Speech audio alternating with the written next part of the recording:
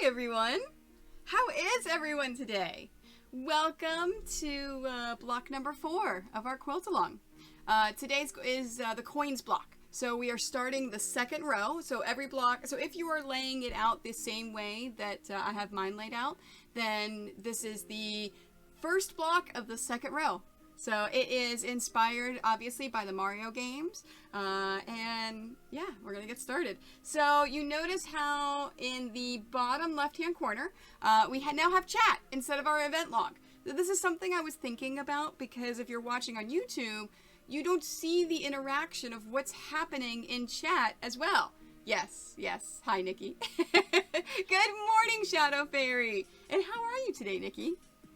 Thanks for being here. Hi, thanks for being here, Shadow Fairy. So yeah, so now you guys can see exactly who I'm interacting with and what's going on in my chat. So, you ready to do some sewing? Ready to get block number 4 underway? Let's do it. Hi. You good boy. I know. You're a good boy. All right. Are you streamer now? Do you want to be in the streamer chair? Here, I'll move my tea over here, and then you can be streamer. Is this what you wanted? Here, I'll put this down. Yes, you're a very good boy. Yes, you are. Good morning, Minion Mama. How are you today? All right. So, block number 4. I printed out my instructions. I actually had somebody in the in our Facebook group for the quilt along ask how we're getting printed instructions. Even though you're purchasing as a PDF online through my website each week, you can always print it out. Just print it. Just because it's online and you can view it on all your devices doesn't mean you can't print a hard copy. So yeah, so that's how we get print ones. Fantastic, Minion Mama. Yeah. Fantastic, Shadow Fairy. I'm glad we could brighten your day. All right. So first thing I want to do is pull the fabrics. So we have bright blue. So let me go to my cheat sheet right here. And in fact, you know what? Let me blow this up so you can see exactly what I'm doing. So we've got our bright blue. I believe it is the lighter shade of this. Yes, so there's my bright blue. I need black. There's our black. And I need dark gold and gold. And that's easy because last week we used our dark gold and gold. So I've already got them pulled. Let's make sure. Oops. I'll need this for my dark gold as well. Nope, that's brown. Oh. That may be a different dye lot. Nope, I think that's light brown. Yes, nope, I'm good. All right, so let me take the rest of the fabrics I don't need and set them aside. And now, we've got those. The next step, oh, I'm not going to need these either. The next step is, if this block is being made as part of the Retro Gaming Revival Quilt, use the following strips in previous blocks and do not cut extra strips of them. A half remaining, okay, from the Dark Mage. So, that is our dog. That's our bubble. Here's our Dark Mage. So we need a half remaining 1.5 inch strip. So that is this right here. So do I want the gold or the dark gold? I want the gold. So I'm taking this strip that is the half strip and I'm setting this aside. So by doing that, by setting that strip aside, I'm going to actually go back to here for my gold because it's a 1.5 inch, and I'm going to put a line through here, and I'm only going to cut 2 of the 1.5 inch. So I'm not going to cut. In fact, let me show you on the close-up machine. So this is what I did. So because I took a 1/2 inch strip and set it aside, even though it's only a half, it's not a full strip, we don't want to cut one of our 1.5 inch strips. So we changed that from a 3 to a 2. Any questions? Everyone's got that? Any questions on that? On why we pulled it that way? Why we did it that way? And yes, Minion Mama is absolutely correct. It is super, super, super important to be organized, especially with a quilt along like this, which is why I have all of my previous blocks folded like this and set aside. And then that way I can just easily take it out and pull any additional fabrics that I need from past blocks. All right, now let's do some cutting. You know what I like about having the chat on the screen? I really, really like... Uh-oh. Oh! Dang it, I've got a problem. Alright, so chat box. I didn't realize I had to cut it off. Oops. Let's see, chat box. Because again, this is the first time we're doing chat. There we go. And let's do this. Now, I'm going to have to remember to do this every single time I switch my scenes. There we go. Perfect. Now you guys can re-chat again. Yes. Yeah, the overlays are messed up. I know. I realized that as you realized that, Nikki. That's funny. All right, so we've got that. Fantastic. Yeah, so the thing I like about having the chat on the screen is you can see Pretzel Rocks. You can actually see the song that's playing, which is really, really nice. So that if you're watching on YouTube, if you kind of like the background song that's playing, you can see it in the video. So, all right, bright blue. So let's flip this. We need, oops, I'm going to iron out this, that little bit of a fold. I'll wait till my iron heats up. Now I'll move that over so I can actually see the blinking light in the camera. Hey, Anriel, how are you today? I like how there's no questions on pulling the fabrics from before. You guys are used to it. It's the fourth one. It's the fourth block. You've pulled fabrics from blocks for blocks 2 and 3 already, so.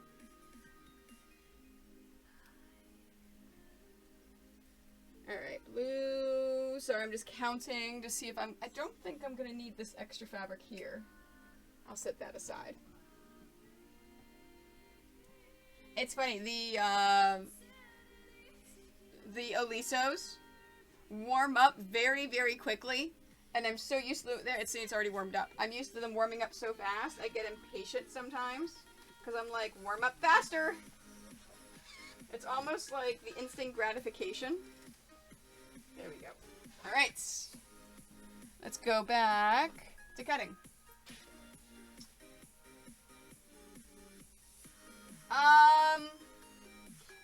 Andrea, would you do me a favor and shoot me a message, please, about that? Because this is an official quilt-along that I'm doing, so I only answer questions and take questions pertaining to quilting, sewing, or this actual quilt-along. So if you can shoot me in a message, because I do have people from around the world taking classes right now that I'm teaching them how to do these blocks. Alright, so let's do this. And then, of course, this video is going to go up on YouTube to do that block. Alright, so for bright blue, 2.5. Or if you don't, shoot me a message if you don't want to wait till Thursday, which is the next regular stream. Alright, bright blue, we have 2.5.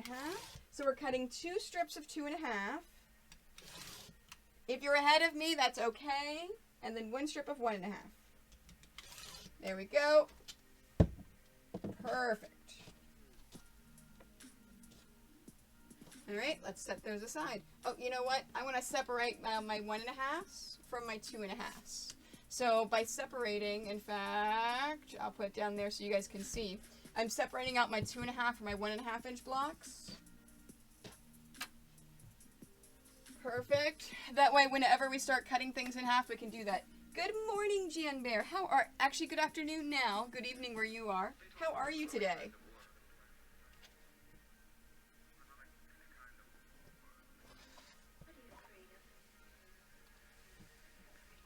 For those of you that are part of our Facebook group, Jan Bear is the one that organizes all of the events. He's also the one that tends to greet you, He does a lot with the Facebook group. Alright, so let's do this. Now black, I need 1 2.5 and 2 1.5. Fantastic. Alright, so 1 2.5 and 2 1.5. There we go. And that was our little bit at the end that I could throw away. Good morning, Kraken Bean. How are you today? I don't know why I keep saying morning. It feels like a morning to me, and not afternoon. There we are. Next up is dark gold. It looks like I only need...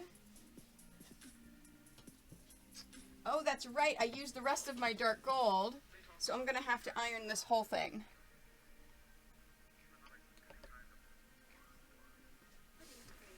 There we are. I'm going to have to iron this whole thing to get all of these wrinkles out. If you are just popping in, if you had a little bit of a late start, that is perfectly okay.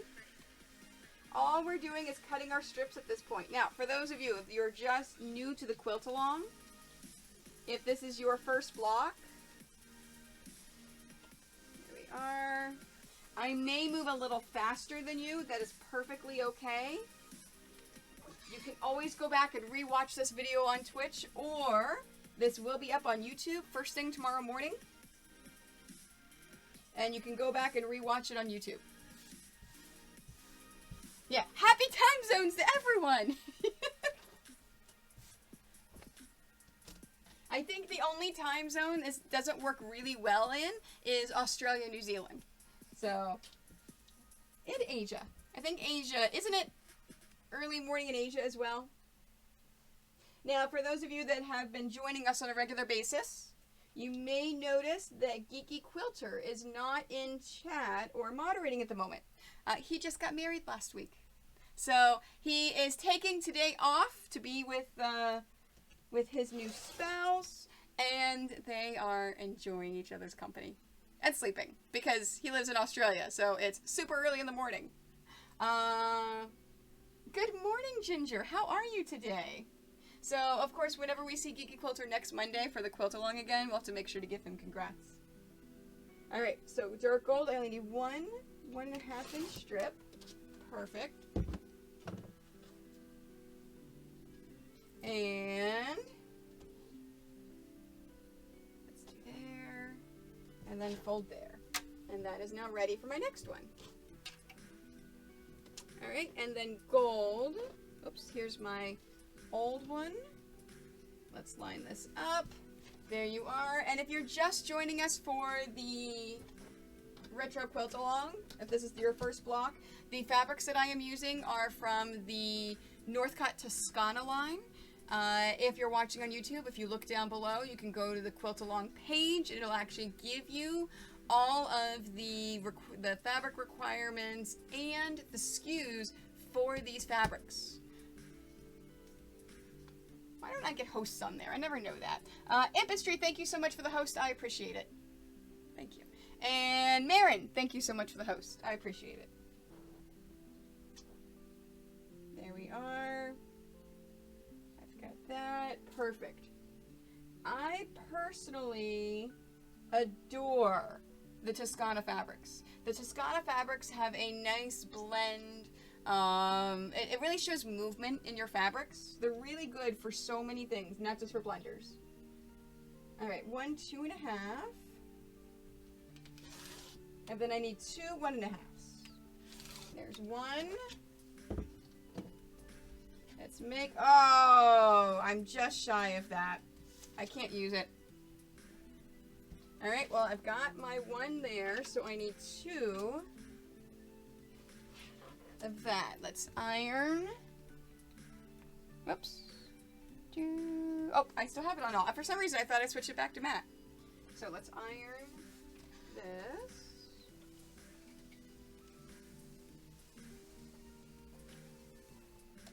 And how is the chat on this? Let me fix the chat bar on this. chat.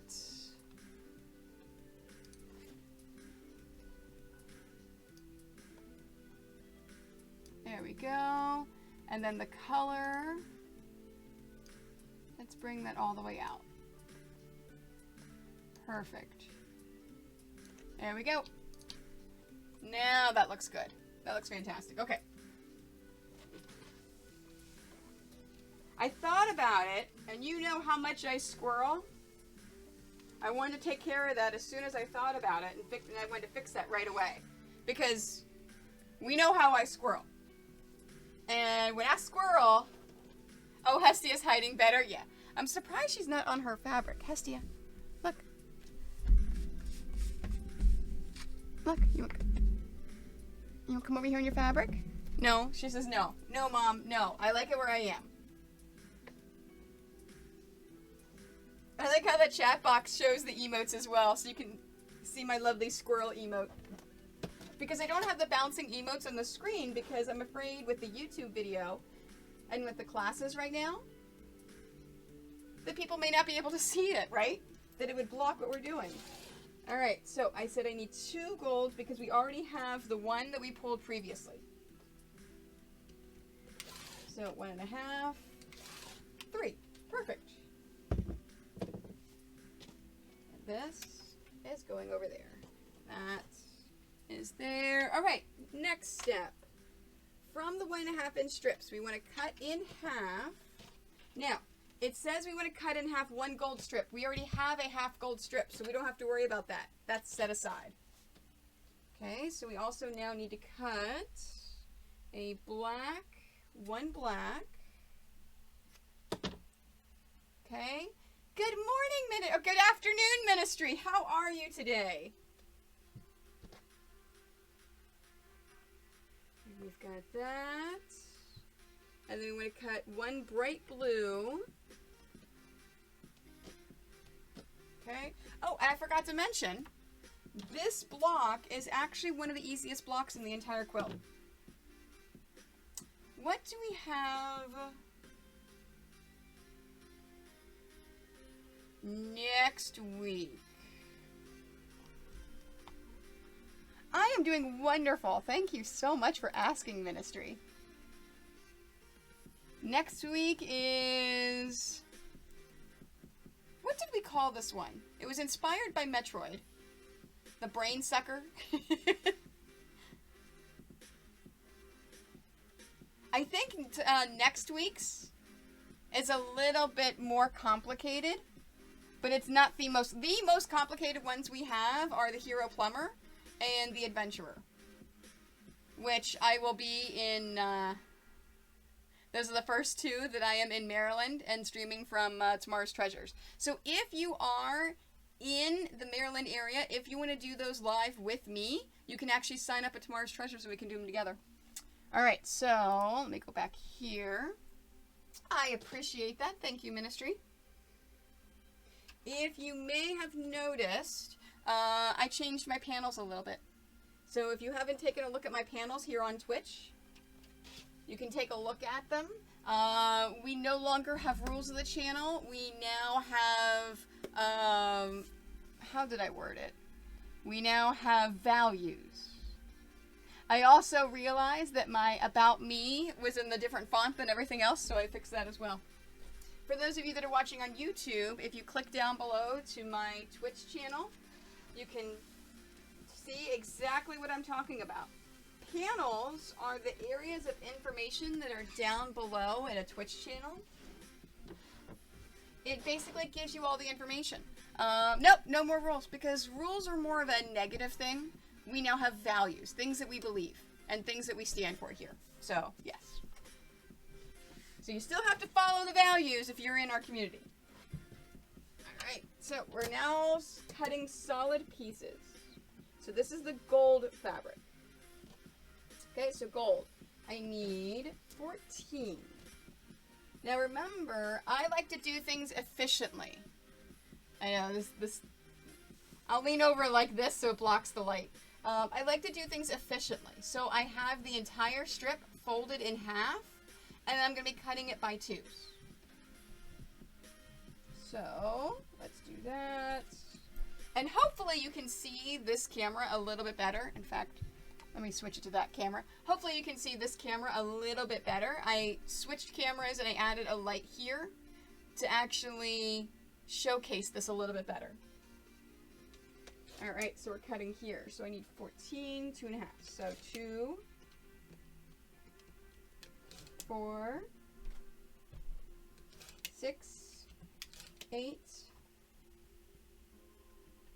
10, 14, and then 4 1.5. 2, 4. Fantastic. All right, and this is my extra that I'm not using, so I'm setting that aside over here. Off in the wasteland that you cannot see. All right, and this is going to be trash. I'm going to set that aside. Ministry, that is a fantastic question. If I'm going to goof today, I am going to try not to goof. I actually, yesterday on a regular stream, I was working on my, it's inspired by the soot sprites. I can't think of what the actual pattern is called. Nikki, do you remember what the actual pattern is called that's inspired by the soot sprites? But anyways, I was working on that one. Yes, I do have 14 big ones. I counted. See, I counted 7. 1, 2, 3, 4, 5. Wait, hold on. Did I count that wrong? 2, 4, 6, 8, 10.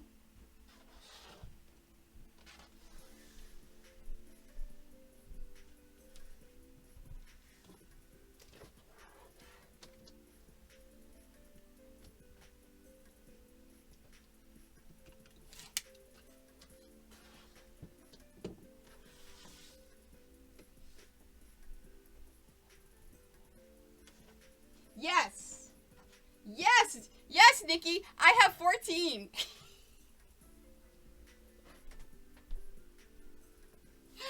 I apparently only cut 12. Alright, so now I have 14 and 4. Yes! Shh! That's not a goof! Just because I forgot to cut it, it would have been a goof later. So that's okay. Thank you for keeping me on my toes. Anyway, so yesterday, for the dust sprite pattern, I didn't do it correctly for a row, and I completely sewed a row wrong. And then in another row, I flipped some pieces. Yes! Yes! I cut 14. Alright, black. Now, I'm going to talk about this ruler quickly for a second. So this is the Stripology ruler. It's one of my favorite rulers because you can cut really, really, really fast. So one of the problems of plastic rulers like this that have slits in the middle is that as you're cutting, you may hit the plastic. And this is what's happened right here, which is why that picked up and moved. So I'm actually going to do it a couple of times to work away that little tiny piece of plastic. So it's perfectly okay as you're cutting, if you're hitting the plastic and kind of wearing it away a bit, that's perfectly natural and part of the plastic. It happens with all of them. The June Taylor one, it happens with that, it happens with the Stripology. Now, I prefer the Stripology to the June Taylor, and let me pull out my June Taylor quickly and show you. The June Taylor is also nice, and you can also use it for cutting the strips. The June Taylor, though, is a little flimsy. It's not as nice as the Stripology. The Stripology is a little bit thicker. It's a little bit better. As you can see, the June Taylors, because it's not as thick, break a lot easier. But they also do this. Now, the June Taylors are a lot less expensive than the Stripologies. They're a good substitute if you can't afford the Stripology. You can get these at big box stores like Joann's if you're in the States. I do not think Fabricland carries them here in Canada, although I'm not sure. But you can get them online. You can also use coupons towards them. Now, with the Stripologies, they're a lot more expensive, but you get what you pay for. And I am not sponsored by Stripology at all. I personally paid for this ruler. It was not given to me. I will always, always, always tell you if I have a sponsor or if something is given to me. Yeah, I don't think they're carried. There's not a lot of rulers that are carried at Fabricland, unfortunately. But you can get, if you can't afford the, Stripology ruler, you can find the June Taylors online. So, like I said, it's a good, nice, basic one. Thank you very much, Nikki. And this, of course, is my Martelli cutting board. It's an amazing, fantastic 3-layered cutting board. I did not pay for this, but they are not one of my sponsors. Yeah, I'm in love with this board. I'm seriously in love with this board. When things are given to me, if they're not, I always make sure to let them know that I'm going to be completely, utterly, 100% honest. And I love this board. All right, so let's go back on with the black. So black, I just need 9 1.5. 2, 4, 6, 8, 10. Now, remember, I like to be simple. I like to cut things in 2s. So I cut 10, and I'm just going to take 1 away and set it aside with my piece of black. Now, if you'd like to cut in 2s like I do, in all of the instructions, I did take that into account. So, we've got that. All right, and I've got my black pieces. Next, let's do blue. Now, I have 2 rows of blue, so I'm going to be super, super efficient. Thank you for subscribing to Quiltony. Grab your needles and head down to the sweatshop. I mean, factory. 12 months ago I got a sub gift and have been a sub ever since. So much has happened since then. It is scary how time flies.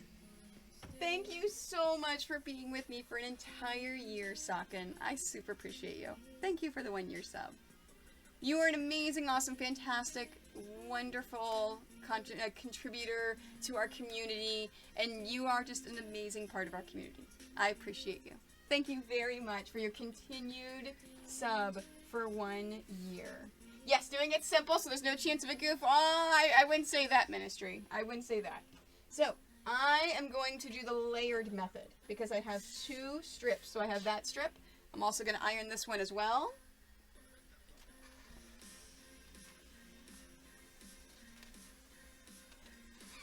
And let's set this down.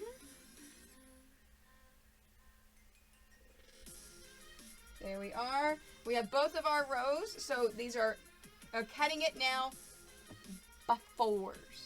Cutting it by 4s. All right, so we've got that. So for blue, we need 4.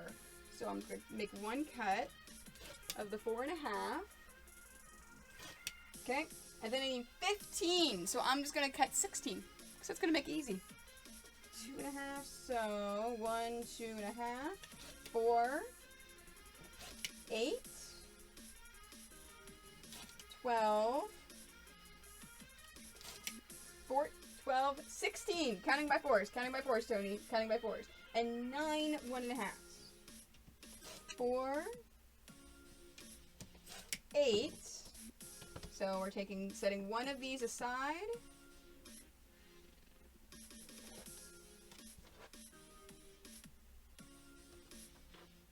One and a half. 2. Now, if I were to pull, you can see how I have 2 extra blue strips. Oops, not the black. I have 2 extra blue strips. If I'm going to pull the light blue strip for future blocks, I am pulling both of these. Because I decided to layer them up in groups of 2, so actually a group of cutting it by 4s, I have 2 separate pieces left over. So I'm setting both aside. And if I pull in the future, that's where I'm going to pull. There we are.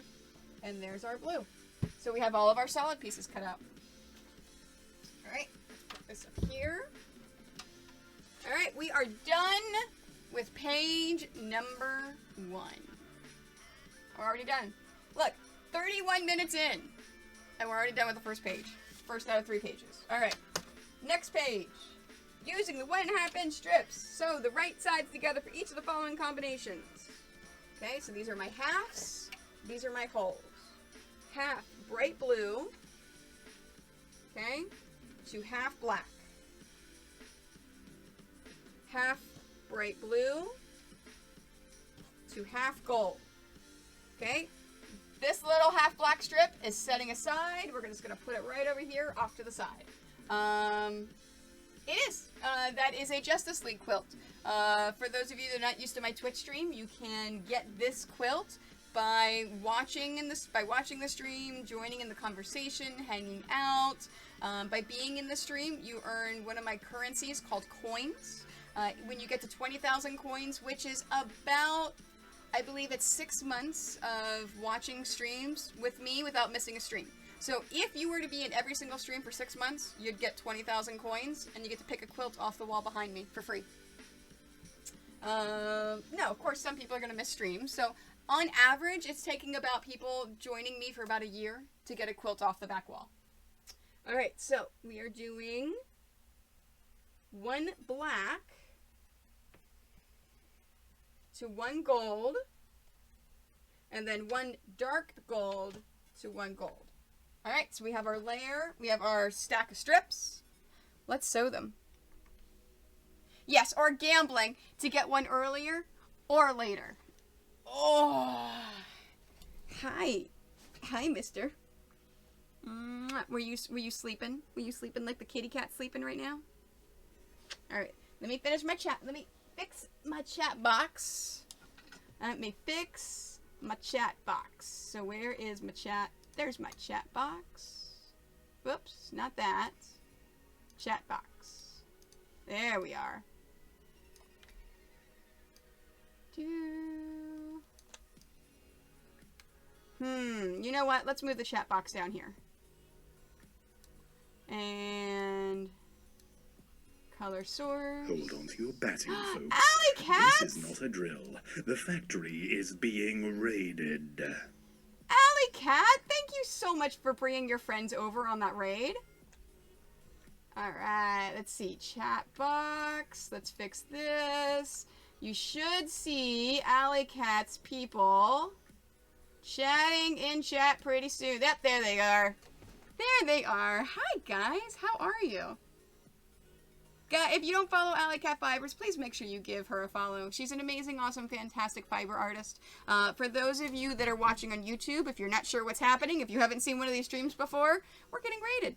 That means that another streamer, Alley Cat Fibers, who is absolutely freaking fantastic and amazing, and another positive person, has brought over her community to my community. And she's basically saying, here's an introduction to another streamer. Have fun! And she's giving me her the people that are hanging out with her, which I appreciate. Thank you.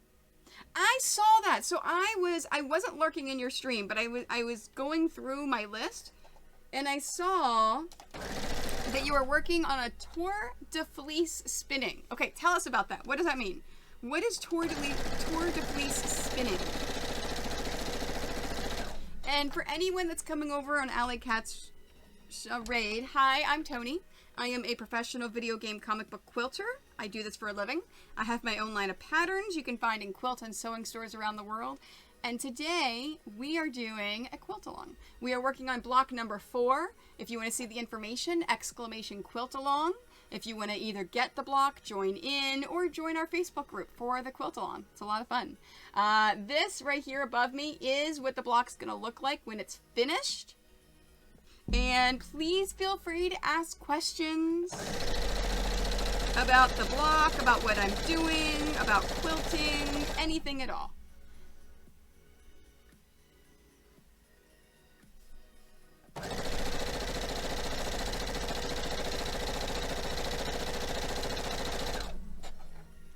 Now, for those of you that are a regular part of my Twitch viewers, if you're not here for the quilt along, if you're just hanging out, we are still counting everything that's triggering giveaways today. We will just be doing our giveaways on Thursday's stream. So Thursday's stream is going to be from 5 to 8 o'clock Eastern Standard Time, or Eastern Daylight Time. So on Thursday evening, we will do all the giveaways from today's stream, in addition to any ones that are triggered on Thursday. All right. So Tour de Fleece is a spin-along. It's a spin-along, like my quilt-along, that follows the Tour de France bicycle race every day. The main goals are to try to spin a little yarn every day the tour rides, and challenge yourself on the challenge days, which refer to the 2 big uphill races of the race. That's cool. That's really, really cool. That's a really great idea. All right, I'm gonna have to try to pop in tomorrow. I'm gonna have to try to spend some time in her stream tomorrow. Get in my mailbox. You didn't tell me about that. I didn't know that you were doing that. And Nikki, you're participating too. That is so cool. No, I totally understand, Alley Cat. Have a good, wonderful day, and thank you again for bringing your friends along. I appreciate you. For anyone that's watching on YouTube, if you're interested in following Alley Cat Fibers, you can take a look at the chat box that is right here, and you can see how to spell her name. It'll be twitch.tv / is that backslash or forward slash? I never get... Whatever you do in web addresses, Alley Cat Fiber Arts.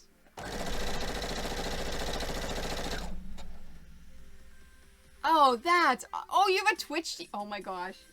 That is so cool. I know. The cat wants to go upstairs and I have the door closed so we don't hear when the dogs bark. Honey, you have a litter box down here. You don't have to go upstairs.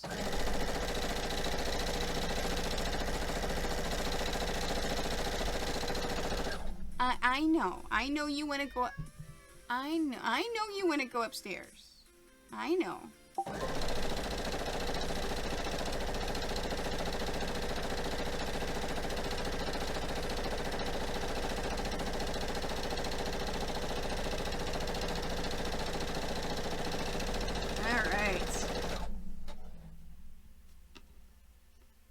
So this is, oh, you know what I forgot to do? I forgot to tell you how I'm sewing these strips together. Let me do that now. So we have each of our strips. You take them and you face them. So remember, in the instructions, this is the right side. The right side has the color saturation on it. This is the wrong side. The wrong side looks like it's the wrong side. If you're using batiks, there is no right and wrong side. Batiks, no, honey, I can't yes, I know, I love you too. I know you want to go upstairs. It's not happening. So, the batiks don't have a right and a wrong side. They are, they're saturated and they're colored in a way to where it's the same exact pattern on both sides. It's pretty cool. So, take both right sides. If you are using batiks, pick the side that you want to use and say that's your right side. And press them towards together. And then just sew them. I am using a 1/4 inch piecing foot with guide. So this piece of metal right here, if I am touching that piece of metal, I am doing a perfect 1/4 inch. If I am just to the left of that piece of metal, so if I'm not actually touching it, I am doing what's called a scant 1/4 inch. Now, whenever you cut and iron your pieces, you may notice if you're using a regular 1/4 inch that your piece is actually a little bit smaller than what it's supposed to be. It's perfectly natural. It's perfectly okay.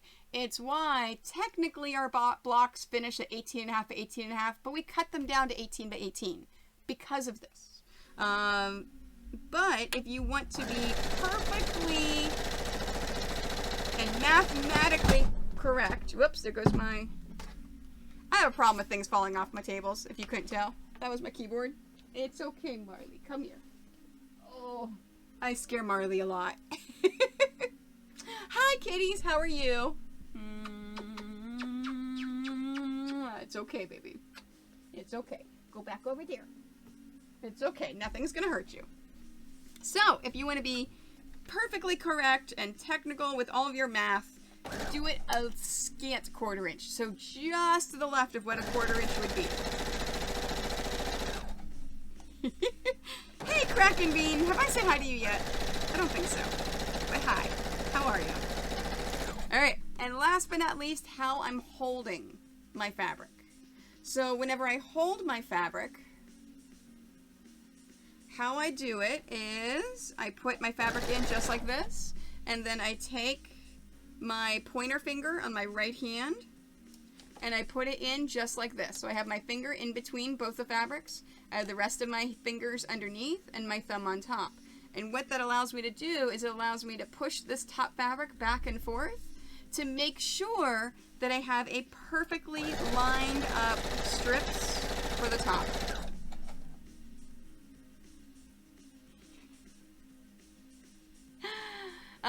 Huckabee, I am doing a quilt along, exclamation quilt along. If you want information on this block, we have people making this block from around the world. So I'm doing a full tutorial step by step on how to do it. And get in my mailbox, I know. I don't know I don't know why. I don't know why I inspire you to get up and work. I mean, I gotta get stuff done, right? Hey Kabuki, how are you?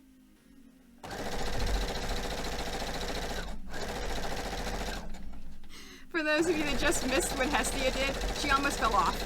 She almost pulled a granite and fell off the table. All right, so next what I'm going to do is I'm going to take one of my scrap fabrics and I'm going to put it in and I'm going to sew over it because I am doing what's called chain sewing. So I have something constantly in my machine at all times. Whoa, hello, I got to fix that one too. I have something constantly in my machine at all times. What that does is it saves thread. It prevents my thread from getting sucked up into the machine if you don't have an automatic cutter. And it increases efficiency. It allows me to move at a faster rate. And last but not least, it seals these edges. So whenever you're sewing two things, whenever you're sewing something, you have to start kind of like right there. So what that does is it opens up some area right here. And because that area opens up, it's not really sealed and your fabric can come apart. So what this does is it treats it just like anything else. And as you see, it's not opening. It's not coming apart. So it kind of seals that. Now, this cannot be an exposed edge. You have to cover it. So you have to sew that into something. It's not perfect. So yes.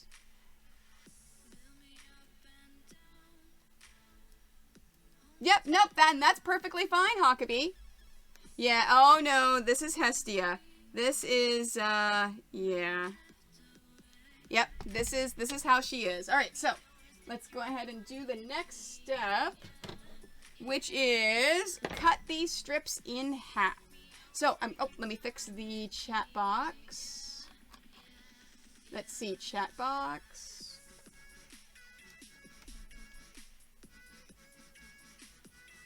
And color source. And bring that down. There we go. Perfect. Okay. Huckabee, that's something that we would talk about on a stream that I'm not doing a tutorial on. So that is something that, yes, I could definitely talk about here on Twitch while I'm streaming, but not on Mondays. Alright, so what I'm going to be doing is, if you take a look at your directions, it says, cut each of these newly combined strips in half. Now, you are not going to cut them in half this way. That would defeat the purpose of what you just did. Okay?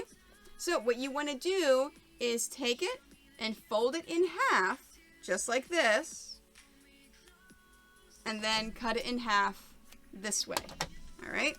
So, cut each of these strips that you just did in half. Good morning, Azure Koi. How are you today? Alright, so we've got that. And let's do this.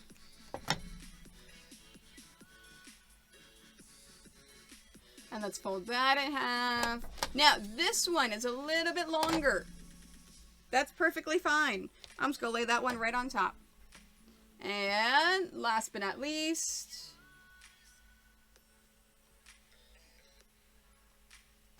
and cut cut this in half. Wonderful. And there we are. Let's see. Let's do this. Now, what we want to do is we want to take these newly cut strips. We want to iron them in opposite directions. So, what does this mean? I have this half with the gold and dark gold. The dark gold is facing up. So what I want to, let me go ahead and heat my iron up. It had gone to sleep. Yes, I'm more than happy to talk about business, answer questions, things like that. Just any other regular Twitch stream. The only questions that I'm answering on today's stream, on Monday's stream, every Monday streams, are the questions on quilting and sewing and what we're working on right now on the block of the week for our quilt along. All right, it's ready. So now a lot of people tell you to do this first. This is actually locking your seam in, and then take this top. And I always just do a line down the edge and then go back and iron it all the way.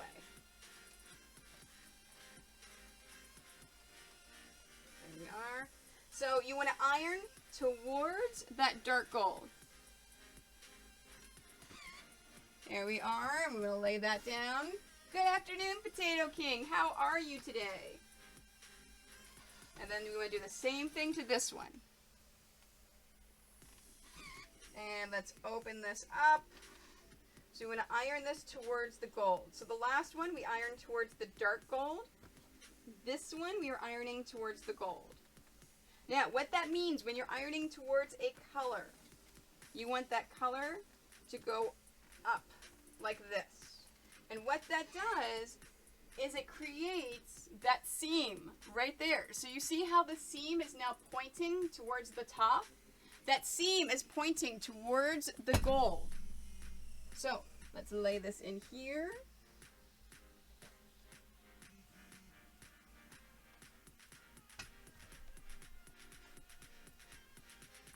All right, so we have our gold, dark gold, just like this. All right, now let's go ahead and follow our instructions to how many pieces we need to cut. Now remember, if you want information about this quilt along, exclamation quilt along, will give you all the information of what we are doing today. Alright, so let's line this up. Now, what I'm doing with this, and in fact, let me give you a nice close-up of this one. What I'm doing with this one is one of these white lines, I'm actually lining up along the seam. So here's the seam right here. So I've actually taken this white line and I've lined it up all the way right here. So it's easy for me to make sure that I'm cutting this straight and I'm cutting it correctly.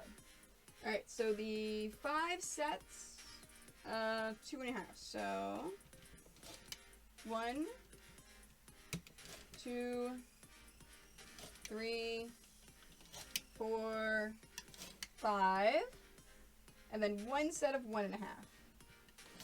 There we go. And this extra part I'm going to set aside for possible future blocks.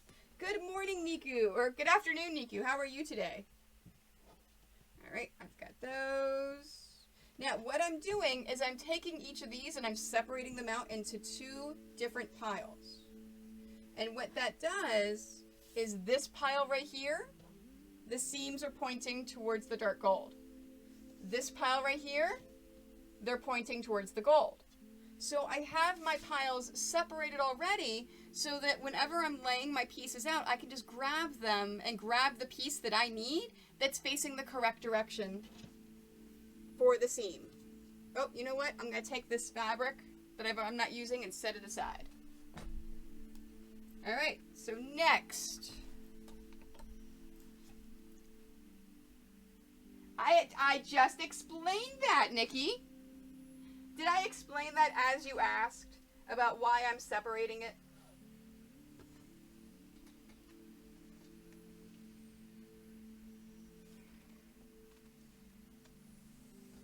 There we go.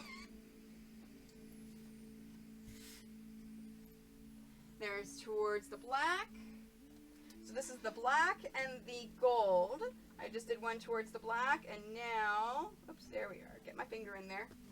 Now this one's getting ironed towards the gold.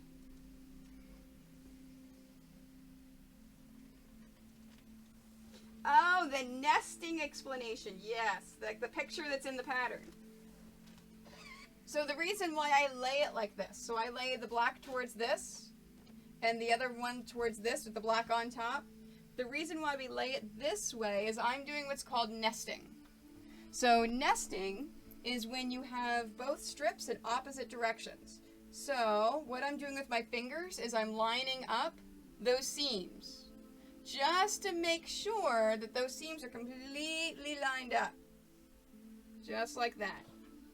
So you can see here, this top one, the seams are going towards the gold. The bottom one, the seam is going towards the black.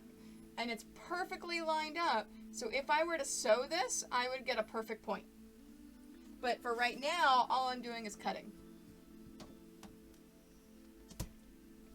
Good afternoon, Fox Rider. How are you? Thank you so much for those bits. I appreciate it. Yes, unfortunately, the dogs don't. I appreciate those bits, and they'll get some treats after stream. But unfortunately, I can't do it today. But thank you very much for those bits. I really, really appreciate it. It is totally fine. Hey, I can take the bits. I appreciate it. All right, so black and gold. I need 5 sets of 2.5. 1, 2, 3, 4, 5, and then 1 set again of 1.5. All right, so let's do that. I appreciate that, Fox Rider. All right, we're separating these out.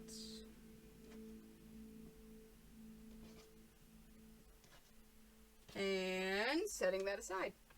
All right, next.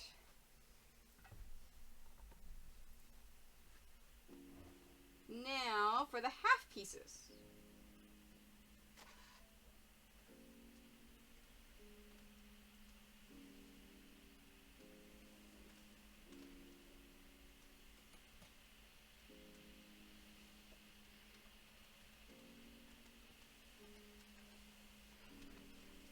There we are. Let's flip that over. And nest these together to make sure it's perfectly lined up. And then cut these pieces. So these are the gold and light blue. So gold, bright blue, gold. 2 sets. Okay. And set that aside.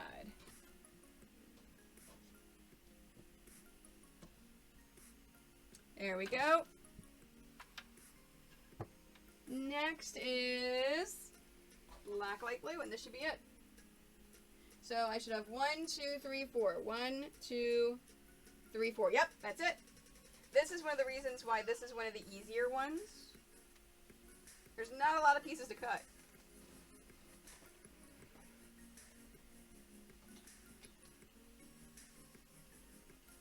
Not a lot of colors, not a lot of pieces to cut. There we are. All right, black and light blue. Or bright blue, I should say.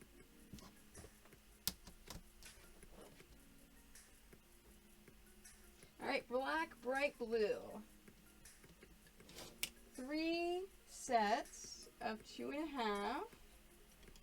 1, 2, 3, and 2 sets of 1.5.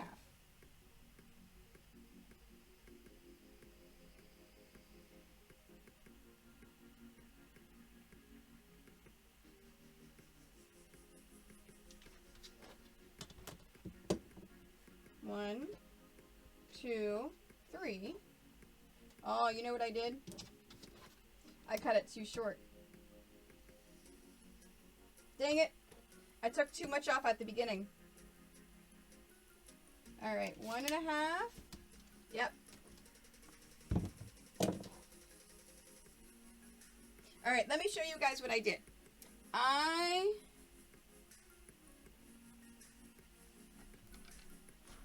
Whenever I cut my piece in half, I took and I folded it in half. This piece is perfectly fine, but this piece, it looked like it was fine, but see, this is all the selvage. If I were to cut a 1.5 piece from this, it would go all the way into this selvage. So, this is how I'm going to solve this problem. Let's set those aside. Those are good. This one's good. Okay? Let's see. Thank you for subscribing that to is definitely Tony. not enough. Grab your needles and head down to the sweatshop. I mean, factory. Drummer Bear, thank you so much for that resub. 3 months. Thank you so much for that resub. I super appreciate your support. Thank you very, very much. All right, so we've got this one. Let's count to see, do I really need 4 or do I only need 3? 1, 2, 3. Nope, I need 4. So I need to get one more of those for a black and light blue. Let me go back and do I have any black, light blue combos? Yes. And this is a mistake that I did, by the way. All right, let's go back. So in the dog. Let's see. Do we have any black, light blue left in the dog?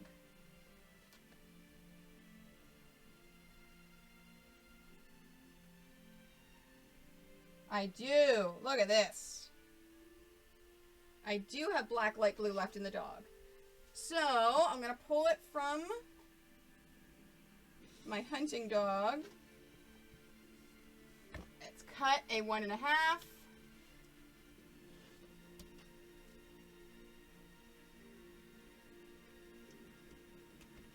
There you go. Perfect. So now I'm going to take these pieces and put them back in the hunting dog because if I need to pull them for future blocks, it won't be from this one, it'll be from the hunting dog. Okay, so we've got that. All right, so now we have the pieces we need. Okay, yep, making sure I've got everything. Now, let's separate them. And that is all the pieces. We are so far ahead today than what we normally are with our blocks. This one may only be 3 instead of 4 hours. I know, right? Our pieces are already cut. All right, let's lay everything out. Let's do this. So what I do whenever I lay my pieces out is I do this. I take and I do this and I put a little thing on there. So let's start with row number 1. Oh, first of all, I'm going to move this aside over here. And I'm going to take all of my pieces and lay them out so that I can easily get them.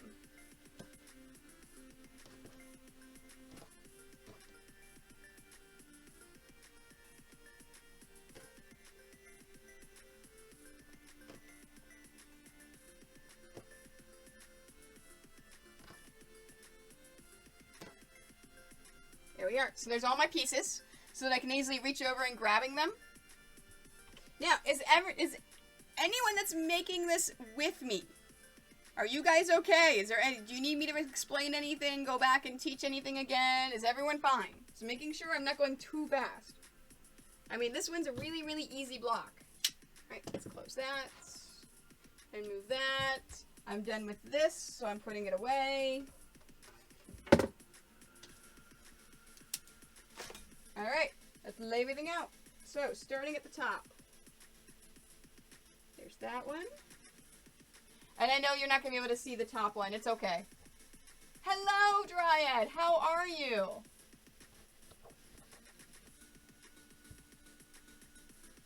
Let's see. 1, 2. And I've got this one. Now, here, I'm going to move this down here. That way you can see row 1, and then I'll move it up when I'm done.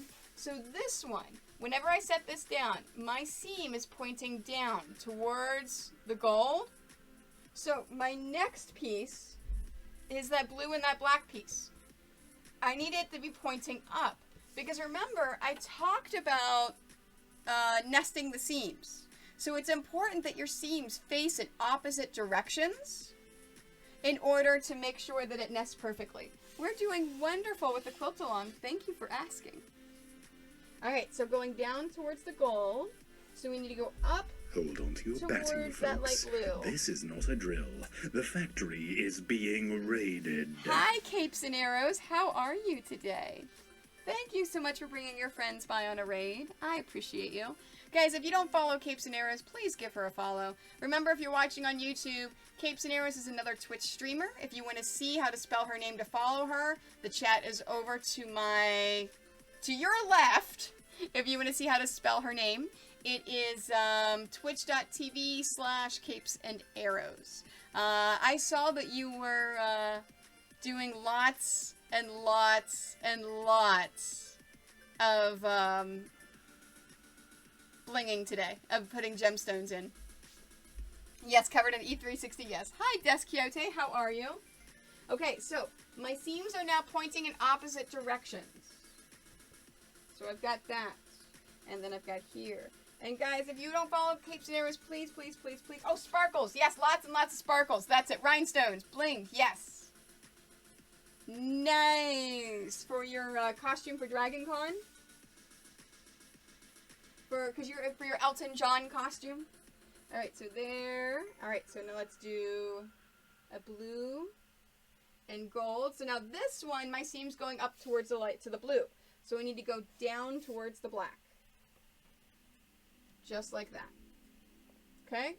And then a blue and blue. Now, you may have noticed I am grouping these in groups of 2. So I'm putting each of these in a group of 2. The reason why I do this is to make it a lot easier for when it's time to pin, which is the next step. So whenever I pin it, I know that I'm pinning these 2. I'm pinning those 2. I'm already pinning these together. So it's saving me a step, and it's saving room as I'm laying things out onto my mat. All right, so let's move these up. That is row number 1.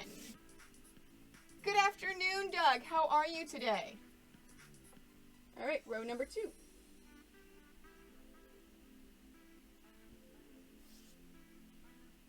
And a regular gold. Come on, let me pick it up.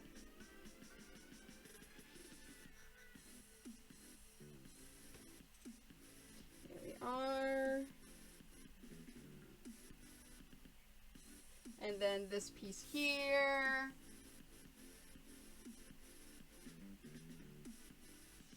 And then black.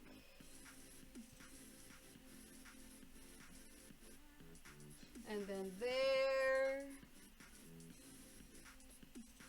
And then that piece. The last one of this. And then that. That. And that. Now, you may notice I have a lonely little piece. I have a lonely little piece right here that's not grouped up with any other pieces. This is a single little piece all by itself. That is perfectly okay. This little piece is going to get incorporated with the other pieces.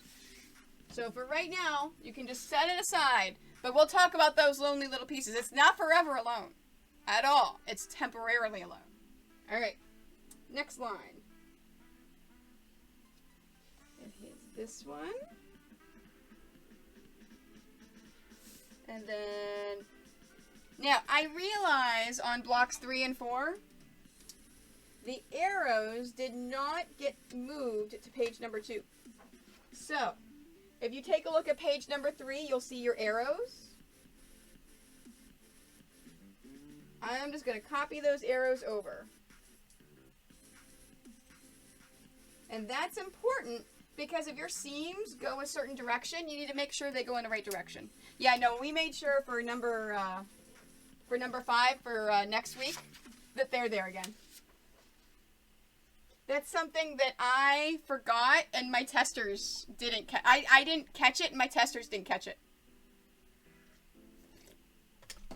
Alright.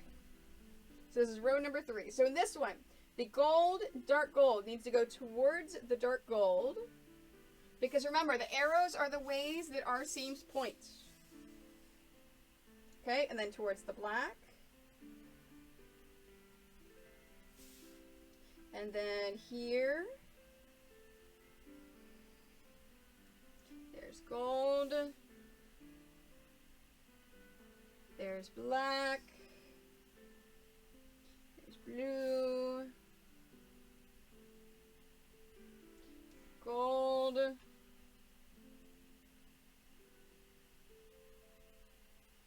towards the black, gold, and then towards the light blue. And again, oh, nope, no little pieces. Okay, so 1, 2, 3, 4, 5, 6, 7, 8, 9, 10. Yep, that's 10. So there's no pieces here that are left alone. Row 4. There's that one. I need to go towards the dark gold, towards the black, towards the gold. Oh, wait, not towards the gold. See, now I'm just saying things. It's a solid gold piece. It's not a combined piece. There's no seams. There's no reason to say the seam goes one way or another. And Runya, thank you so much for that host. I appreciate it. And there is black. And blue. And... oh, wait, hold on. Hold on. I messed this up. It's not a goof, because I caught it before it was a goof. I was not paying attention to the directions that my arrows point. Jose, thank you so much for the host. I appreciate it. So my arrows are pointing to the left. And because my arrows are going this way, I need to have my seams going that way. So in this case, I need to go towards the regular gold this way. So my seams go that way, towards the gold with the black. And then the solid gold. And now I'm back on track.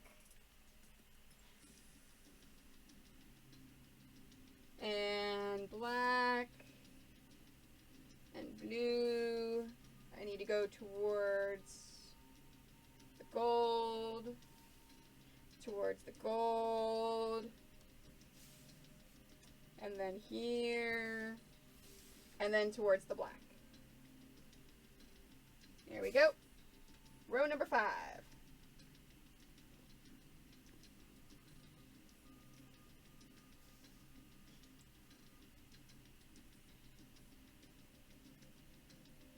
Runya, I'm not sure what you're referring to. Alright, and then towards the dark gold. And towards the black. A solid gold.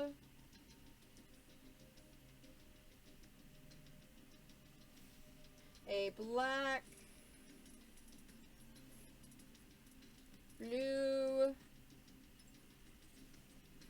And towards the dark gold, towards the black, solid gold, and then towards the blue. Next. Yeah, you see patterns here? You see how patterns are repeating themselves? This is another reason why this one is super, super, super easy. Alright, so here is a solid blue. I need to go towards the gold, towards the gold, a solid gold, solid black,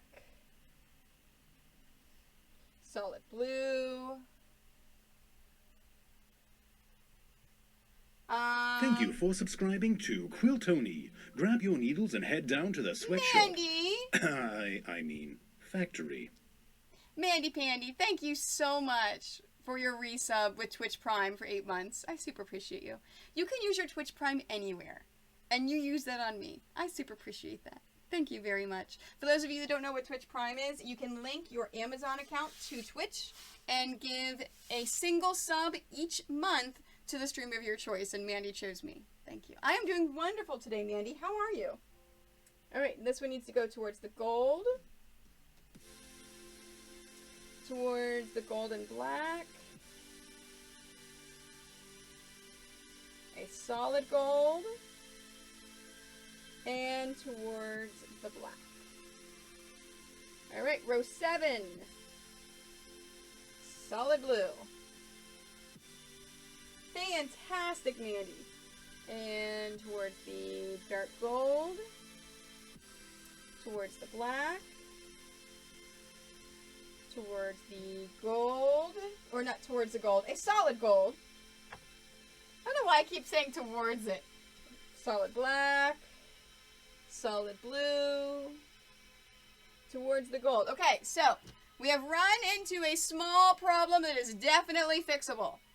This next one, the gold and dark gold, needs to go to the seam, needs to go towards the dark gold, but I only have a seam that goes towards a regular gold. Well, we just redo it. We just re-iron it. Perfectly fine. Same thing. This needs to go towards the black, and this one goes towards the gold. We'll re-iron that one. Okay, alright, so let's re-iron those. Oh, let's heat up my iron, and in the meantime, I will just drink some tea while I'm waiting for my iron to heat up. No, the music's been there the entire time, Ministry.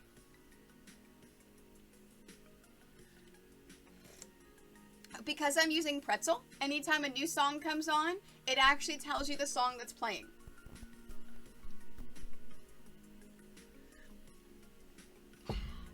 Yep, there we go. See what I mean? It heats up so fast. Alright, so the first thing I'm going to do is iron it on the wrong side, the direction that I want the seams to go. So let's flip it over and then iron it on the right side. Same way, the new direction those seams are going. So yeah, you just re-iron your seams. It's perfectly fine. You don't have to cut all new pieces. And you don't have to worry about dealing with seams in the wrong direction. Alright, so this is towards the gold, towards the black, solid gold, and towards the blue. Row number 8. Solid blue, solid gold,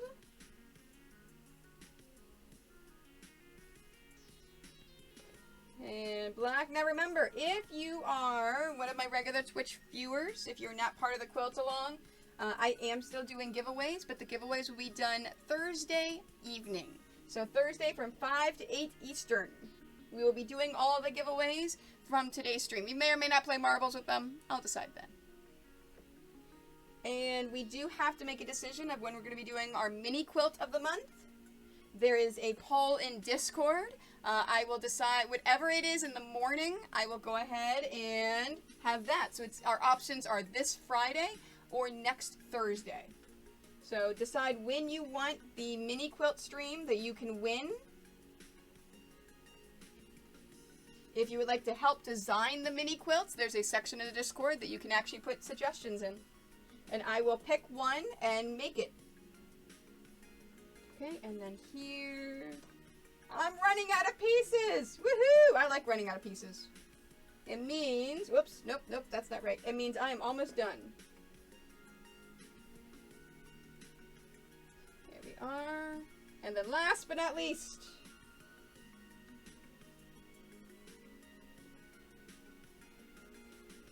Okay, and this is towards the gold.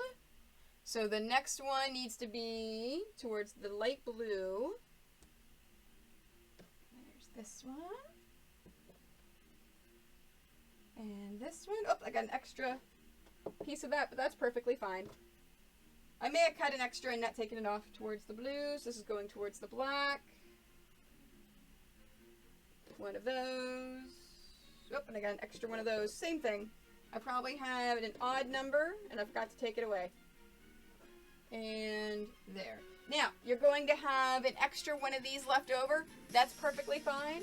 Set it aside with the extra pieces for future blocks. Alright, so we have all of our pieces laid out. It kind of looks like a wonky coin, right? Because I've got them grouped up into twos. Our next step. Oh, and hey, guys. We're on page 3 already. Alright, page 3.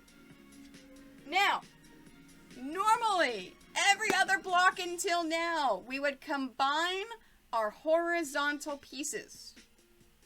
Okay? So we'd combine our horizontal pieces. There are no horizontal pieces this time. Because there are no horizontal pieces, we don't have to do that step. We can go right into pinning. Alright, so let's pin it. Alright, so, starting from the top. The very top row that you can't see because it's hidden under the chat is going to the right. Now, who remembers from previous weeks, if my arrow is going to the right here, this is my first 2 pieces that I just took. Okay, I didn't do anything except for grab them. If I am going, oh, I know, right? Well, because we didn't want this in the upper left-hand corner. This is the easiest block of the whole thing, trust me. So, if the seams need to point towards the right, who remembers? Am I picking up the right piece, or am I picking up the left piece and flipping it over each other? So, arrows are going to the right. Which piece am I picking up? Exactly, Nikki. Because it's to the right, the easy way to remember, arrows to the right, pick up the right piece. And we're flipping it over the left. And then pinning it into place. Okay, here's the next one. We're taking our right over our left. And pinning it into place.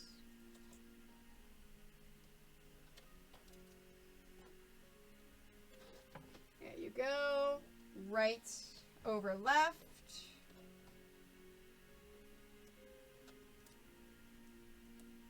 And pinning it into place. Right over left. And pinning it into place.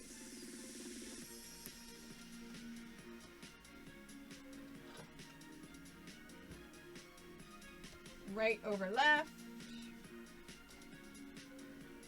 And pinning into place. Alright, the next row is going, my arrows are pointing to the left. Because my arrows are pointing to the left, I'm going to take this left piece, flip it over the right, and pin that into place. Now, the reason why we're doing this, why we are doing it this way, is I am going to be skipping a step and doing an efficiency task. So I'm actually going to be efficient, and as soon as I finish sewing them, I know it's sitting up in the correct way that it's going to be ironed. Because by ironing it this way, my seams are going to point to my left piece. So by flipping that left piece over the right piece, if I iron it that way, my seams are going to point the right direction. So I'm going to be doing the sewing and ironing steps together, saving time and being efficient.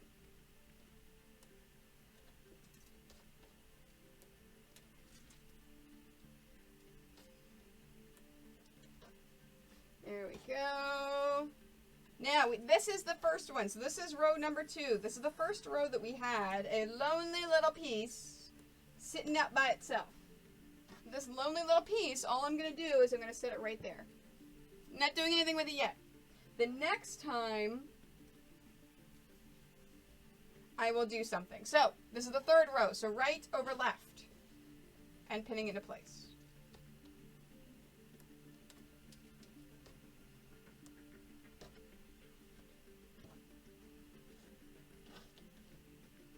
Oops. I bumped my pieces with my hip. There we are. So, any questions, concerns, issues, comments on the block so far?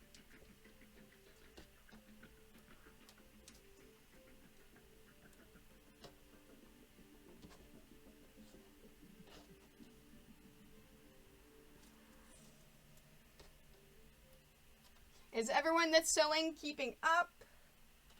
Remember, if you are watching on YouTube, you can always pause.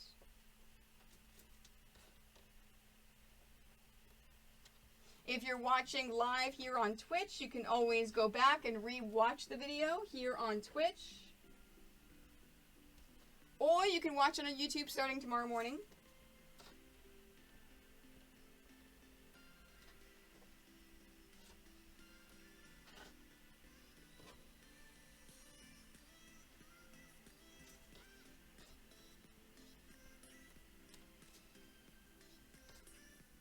I think everyone's working really hard.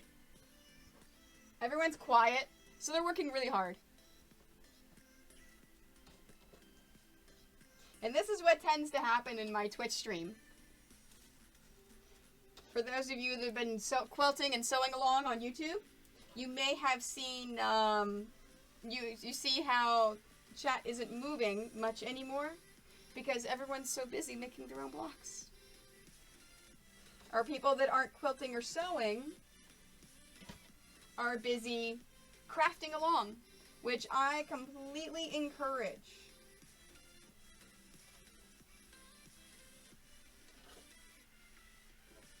Alright, this one goes to the right.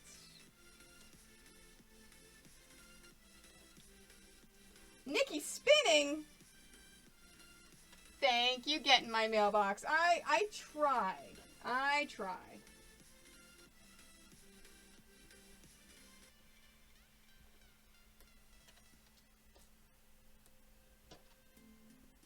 Okay, this is still going to the right. So right over left. Marin, you're crocheting! Fantastic.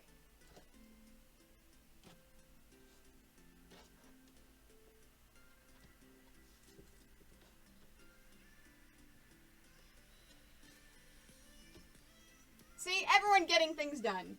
Being productive, getting stuff done.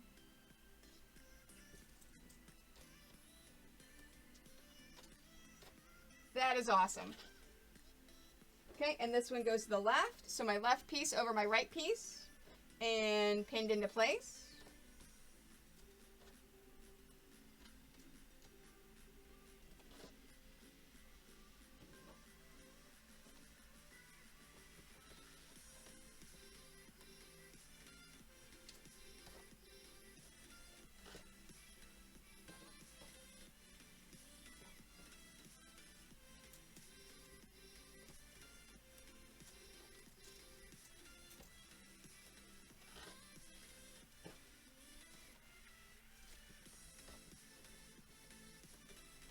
And for those of you, I don't know how well you can see it on the new camera, but I use my nails as tools. So I actually take my nails and I move the fabric around in order to get it into a certain area so that I can put the pins in place.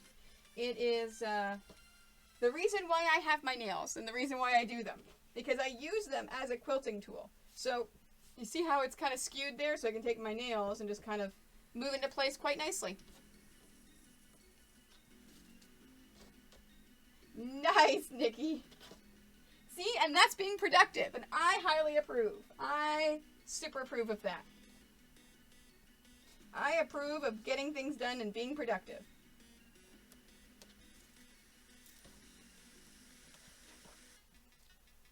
Oops, there, I almost put that in the wrong row. That would not have been good. No!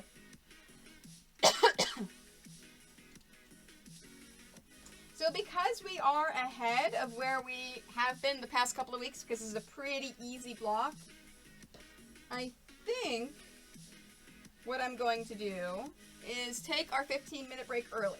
So we've been taking a 15-minute break after we finish pinning all of these rows. just to give us a chance to sit, relax, have a quick bite to eat, have a snack.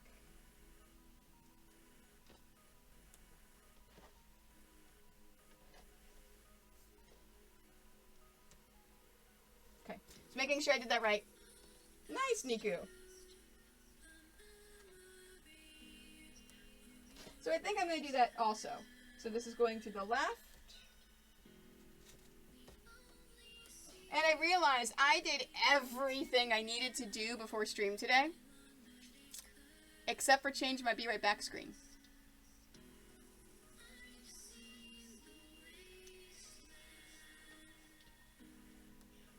So I may have to do that. 1, 2, 3 to the left. Because I haven't updated it with the new block, with the new video.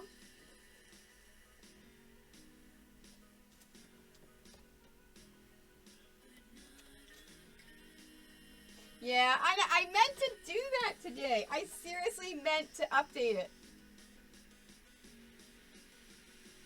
And I forgot. Yes, and I pro streamer. And for those of you that see chat, you see how Nikki put in a command. She did an exclamation and put a command.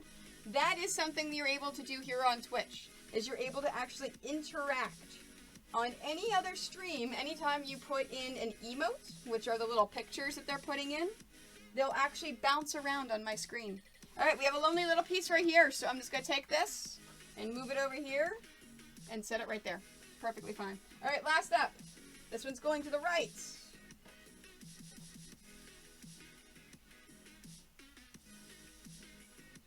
Now, as I said earlier, I don't have...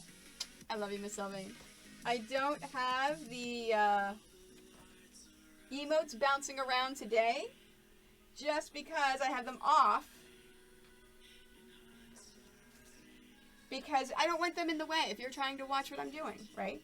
I also normally have what's called GIFbot on. GIFbot is actually GIFs that can animate and that could happen, and they appear on the screen. I also have that off today because that could also block what we're doing and distract. But normally in my stream, you'll see the GIFs going as well.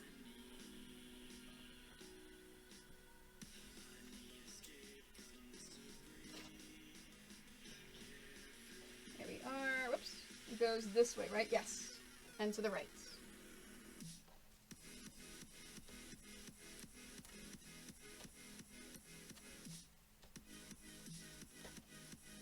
Go and to the right.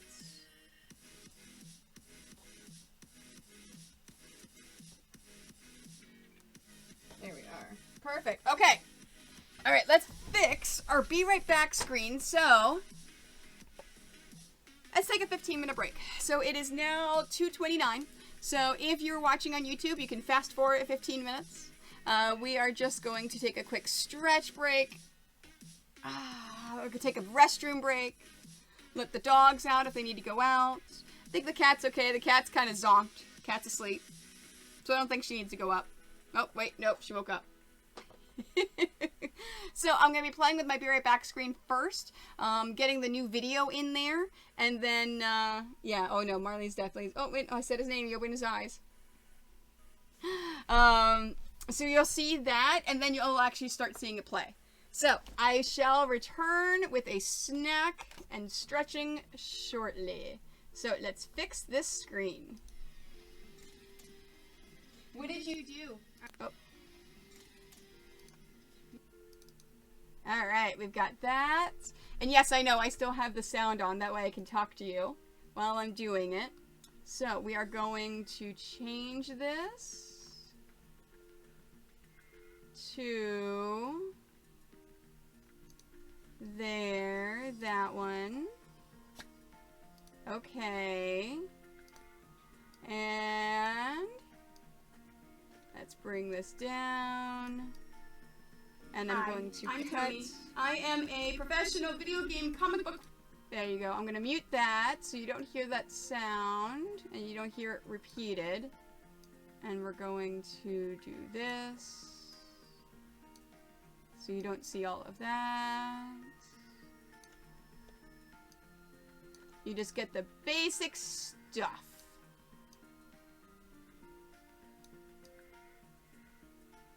There we go. Alright, so then, whenever I go back here, whenever I go back there like that, we should be able to do this, and it should be able to play right away. Alright, I shall return. Hi, I'm Tony. I am a professional video game comic book quilter. I do this for a living. What did you do after I was, But you can't go in on top of that box, because you're going to fall over. Oh, he wanted to go in the box. You're going to fall. No, no, no. Oh, no. Oh. He fell over. Yes, the defend is strong with this chat. Seriously, cat. Okay, Granite has got this weird thing where he goes...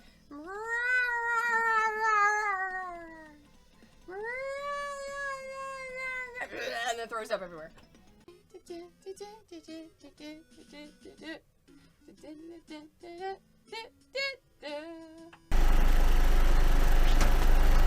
Whoops! Oops! I scared. I scared the cat.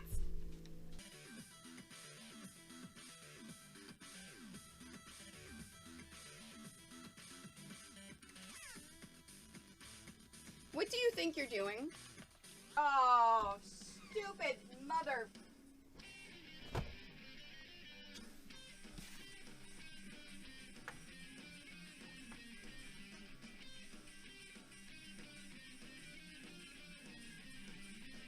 Yes, it's in a Y, and then you want to sew down. Ow! Ah! Oh my god, oh my funny bone. It's not funny, it hurts. Computer, add a cat to my cart. It looks like Amazon doesn't sell cats.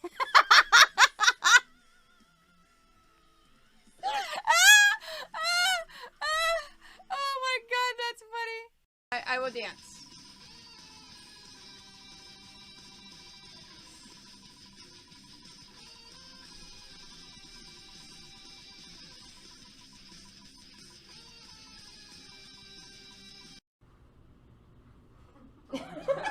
Imagine seeing that on your television. I know, right? Just imagine.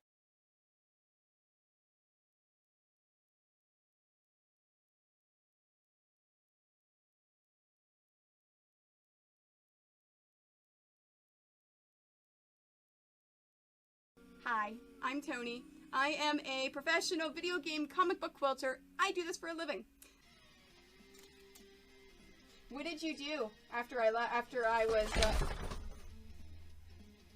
But you can't go in on top of that box, because you're going to fall over. Oh, he wanted to go in the box. You're going to fall. No, no, no. Oh, no. Oh. He fell over. Yes, the defend is strong with this chat. Seriously, cat. Okay, Granite has got this weird thing where he goes...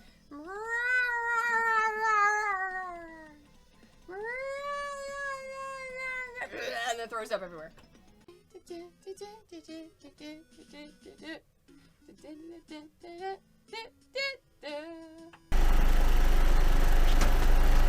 Whoops! Oops! I scared. I scared the cat.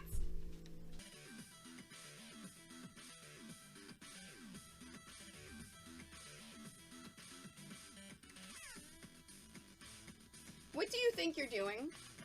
Oh, stupid mother.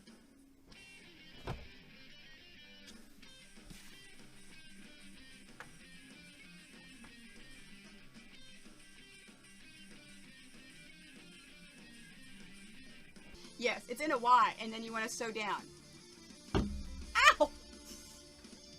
Ah!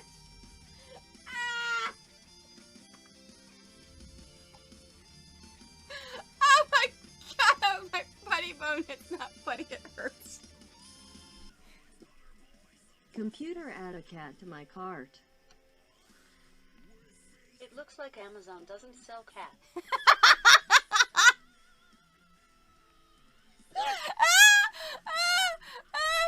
Oh my god, that's funny. I will dance.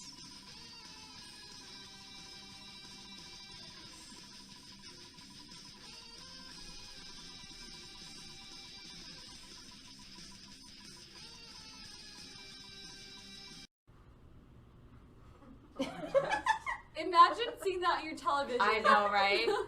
Just imagine. Yeah, that was fun. That was a funny one. I like doing that. That was the threadication. Oh, let me put the music back on. That was the threadication stream at the A&E plant where we got to actually see how thread is made. Super, super cool. I was really excited about that.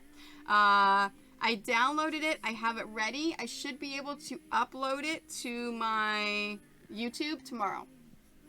And yes, I totally played some Harry Potter while I used the restroom. Because, yes. Hi, Looney. How are you today? Hi, Impistry. I got myself some grapes. So, Marley's very happy because he thinks that it's the beginning of a stream again. Hi, baby.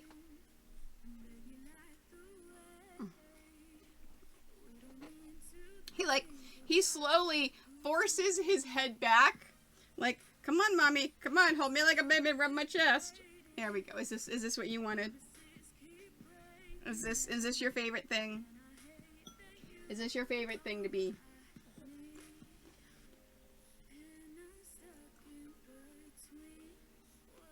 I know, right? Remember to snack. We're taking a quick break. I know, you're a good boy. And yes, he is a cuddle baby. Yeah, Hestia went upstairs. She is, no, you can't have grapes. Grapes are not good for doggies. She likes to sit on the TV trays. No clue why. She may come back downstairs. I don't know. No clue why. Weird cat, I know.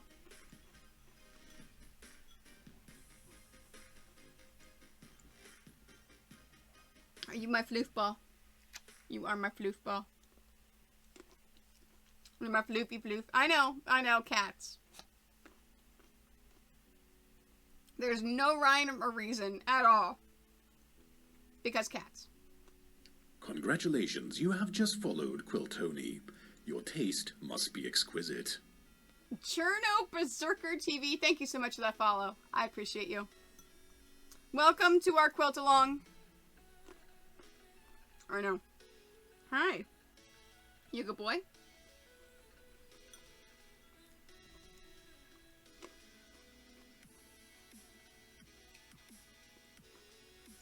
We will get back to working in about 4 minutes. Enough time for me to finish my grape snack.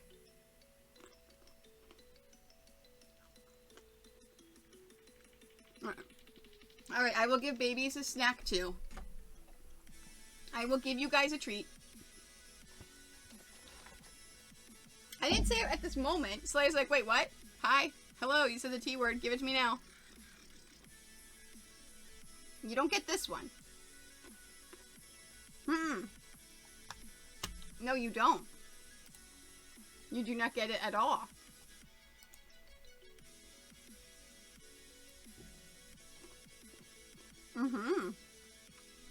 Apparently I did. Soleil is very food motivated.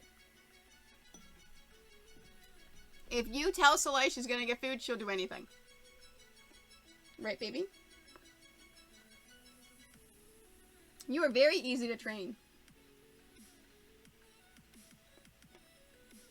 Although she's gotten very talky in her senior years. She sits in the morning and goes rah, rah, rah, rah, rah, rah, rah, rah. Yeah, because she wants her food.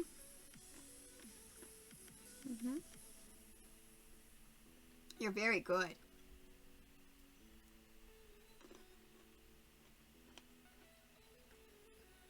Yes, you're gonna get one. Give me a minute.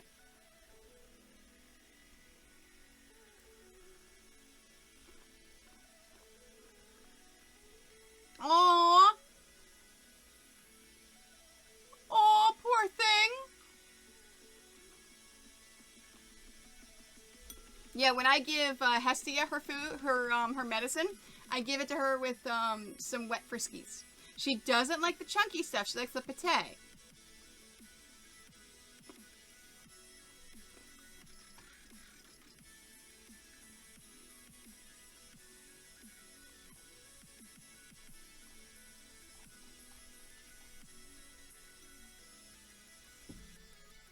Aww.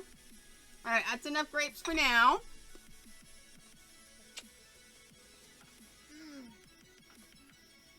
Alright, sit.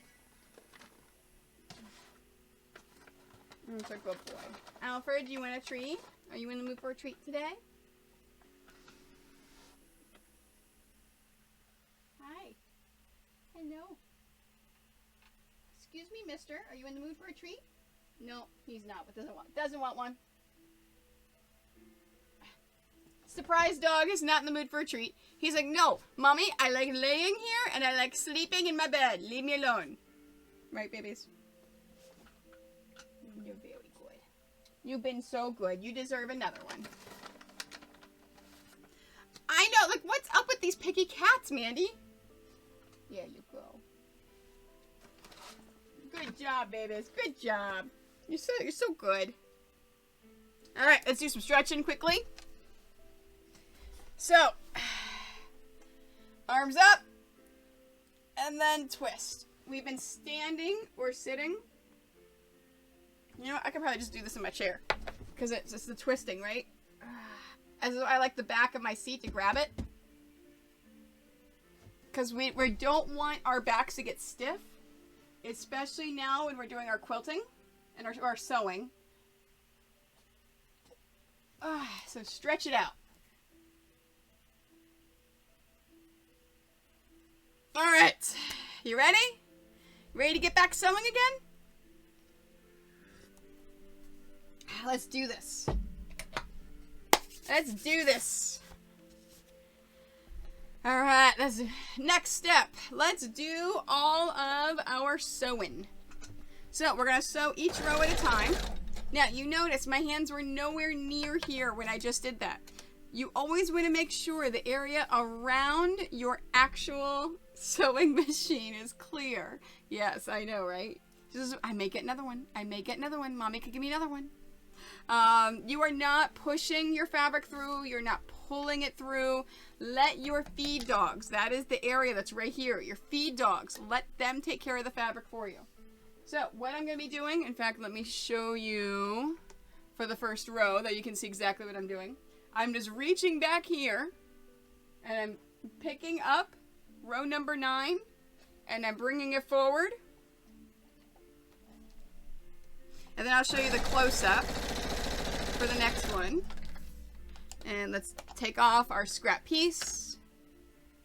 And all I'm doing is I'm sewing each of these with a scant 1/4 inch.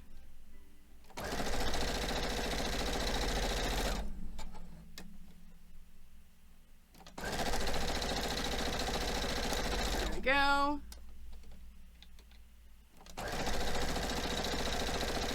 Okay, and then hey Rita Chris, how are you? I'm reaching around, grabbing row number 8, and then bringing it back around. Now, this is important, and this is where I always get screw up.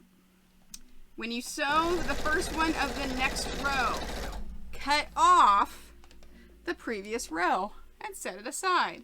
Sometimes I forget to separate them. Sometimes I forget to take off the previous row. And then I'll be like,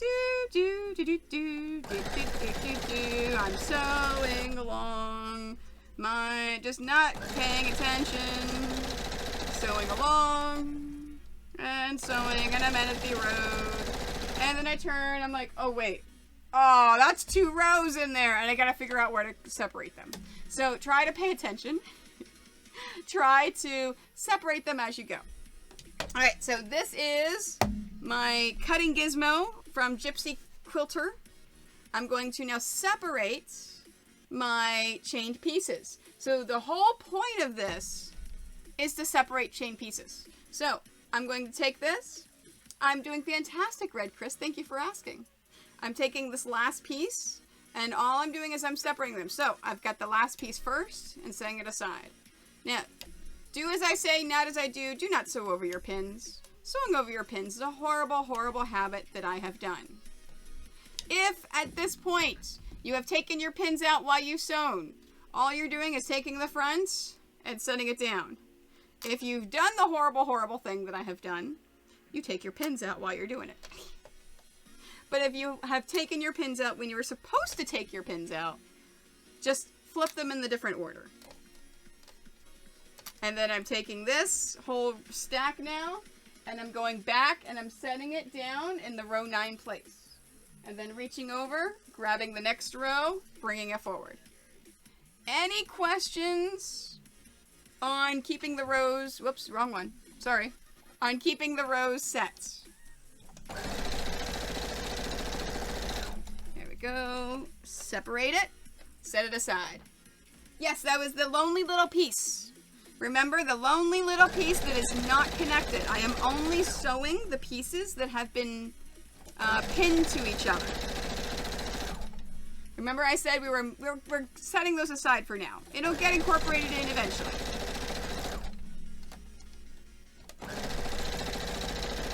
There we go. And then cutting gizmo. Starting from the back.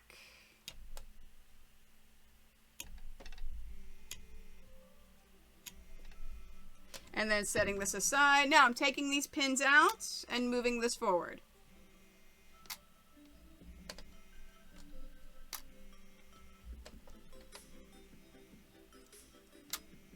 I appreciate that, Raider Chris. I know how busy you've been. And setting that. Now let's grab the last one, the next one. Now I could always start from the top and sew row 1. It's just easier to grab it from the bottom. Taking this, setting it aside.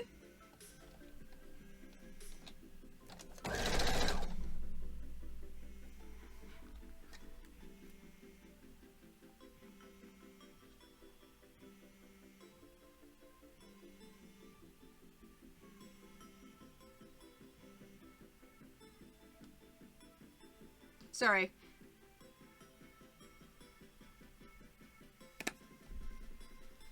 I just had to send my husband a quick message. There we go. Alright, so we're sewing all these pieces.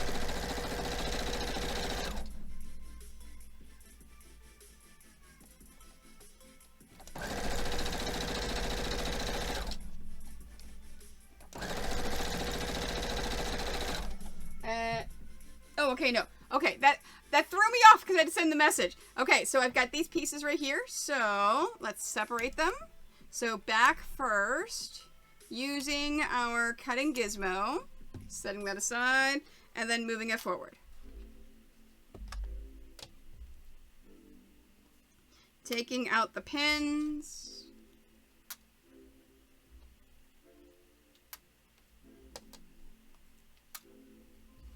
And sending it there.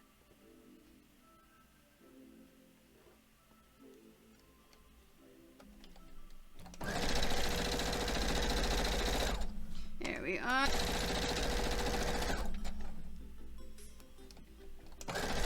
This part is pretty self-explanatory. Just like with the pinning, it just gets very repetitive because you're doing the same things over and over. And going from the back to the front and then taking the pins out. Or just switching it, right? Not even taking the pins out. Oops, come on. There we go. Questions, concerns about sewing the pieces? Anything else? There we go. We've got that. Now, after we're finished sewing all of our pieces, our next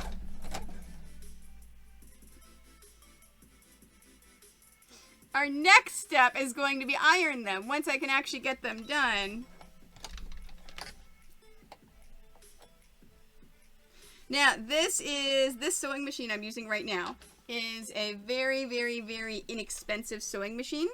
So because of that, sometimes I get issues and problems, and I have to redo everything. So, what happens sometimes with this is the thread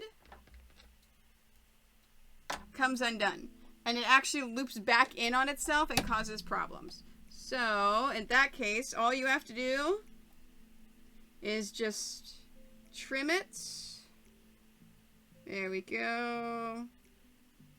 Trim the thread, pull it, and rethread it. There we go. And then I'm going to start on my last piece because I don't want to put in my scrap again. I can just start it from the last one. It's perfectly fine. And then move forward. I don't want to start with my new piece because remember, we're chain sewing. We don't want that open little area in the beginning. Okay, so as I was saying, the next step after we sew all of our rows is we're going to iron them and then repin them. Each time through, I call a pass. So this is pass number 1. So this is the first round of sewing. As you guys know, I am all about efficiency. K-Warning, thank you so much for that, host. I appreciate it. So as you know, I am all about efficiency. So we want to get everything sewn at one time, go back and get everything ironed at one time, and then after we do that, we want to repin it. So working at all of the rows at the same exact time. So how are you, K-Warning? There we go. And I've got that. Let's trim this, set this aside. We are doing a quilt along. So we have people around the world taking classes right now with the stream showing making this block. It is block number 4 in our quilt along. Remember, at any point, oh, never mind, Nikki already just did it. Thank you very much. For those of you who don't know K-Warning, she is a cross-stitcher. She's an amazing cross-stitcher that designs her own patterns. Alright, so we've got this. Now we're going to go from the back forward, separating it just like the other rows. No, oh, and that is totally fine. Totally fine. I mean, you have a lot going on with your cross-stitching that you do. And she does cross-stitch alongs as well. Some pretty amazing ones. Alright. 2 more rows. 2 more rows to sew. Thank you, Looney. I appreciate that. And for those of you, if you're just tuning in, if you're just popping in a little late for the quilt along, don't forget you can always re-watch this Twitch video. You can also watch this video on YouTube starting tomorrow morning. So even if you want to do the quilt along later, if you not necessarily want to do it now, but want to do it later on, you can always pick up and start at any point. These videos will be around forever. And I also decided today is the first time I am putting the chat on the screen. That way, if you are watching on YouTube, you can see who I'm talking to and what's happening.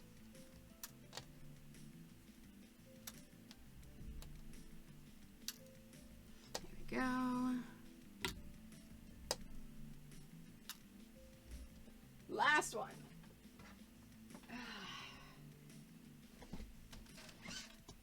Look at that. I thought ahead. I turned my iron on.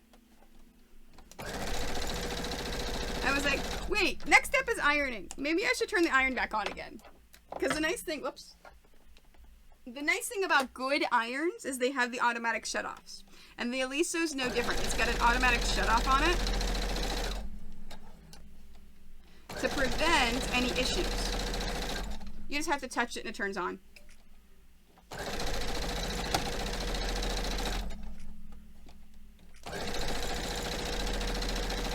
Oh, Oh, I forgot to address you. You see me grabbing the fabric now and then. It looks like I'm pulling the fabric through, but I'm not. What I'm doing is I'm preventing it from hitting these pins. So if it hits a pin, it could get stuck. So what I'm doing is I'm grabbing it and helping it through when it's going over top of the pins. So what that does is if it does hit the pin, it doesn't get stuck, it doesn't cause any issues, and there's less chance of it breaking the needle. Now, I could still break the needle, I could still poke my eye out, I could still throw off the tension in my machine. These are all reasons why you do not want to sew over your pins. Do not sew over your pins, please. It's a horrible habit. But it's one that I do. I don't want to say that I need to break it, because I know me, I'm not. I'm gonna sew over my pins probably forever. Now, I try not to sew over them with my more expensive machines, but this one I got for $100. It's a less expensive machine. It's a very finicky thing. If I have an issue with it, I will just get rid of it. I will use it for parts, because I have like 10 of these things. I'll use it for parts, and then use another machine. And you know you're not supposed to do that, right? Yes, there's a good amount of us that do that. Yes, so this is what's called chain sewing. K-warning. Basically, chain sewing is whenever you have something constantly in your machine, it actually helps speeds it up. It takes the ends and allows them to be sealed, so you have something constantly going. Saves on thread, saves on time. All right. Oh yes, I forgot I have the chain command. Woohoo! Thanks, Nikki. Yeah, thanks. I keep forgetting these commands that I have. I have some fantastic mods. They do all the things. All right, let's do some ironing. So, what I'm going to be doing, taking the first row. I'm going to be laying my first row out, right to left.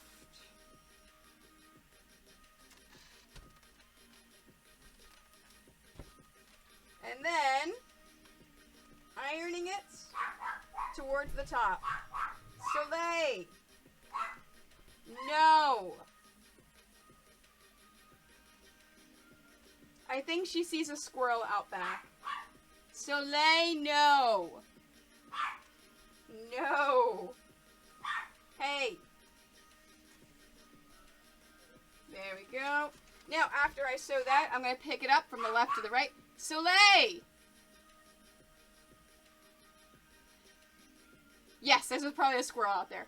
Yes, I really do have the best mods. So, left to right. 1, 2, 3, 4, 5. No! Hey!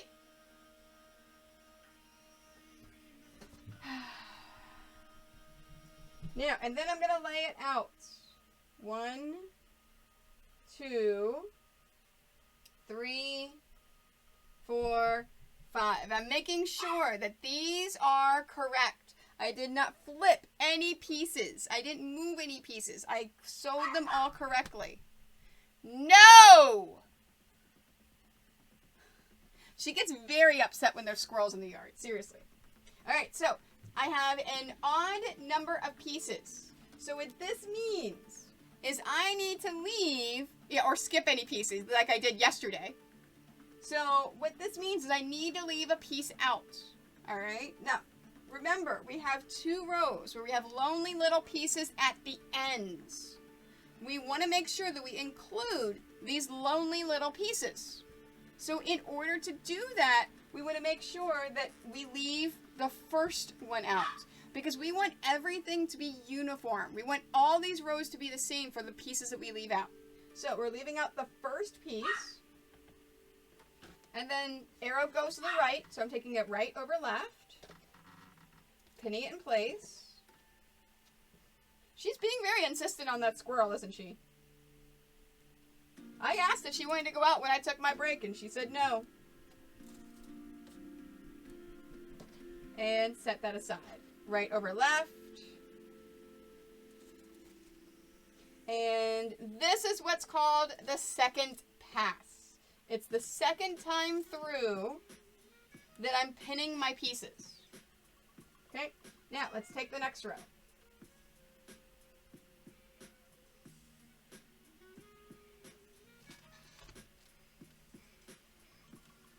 Alright, and...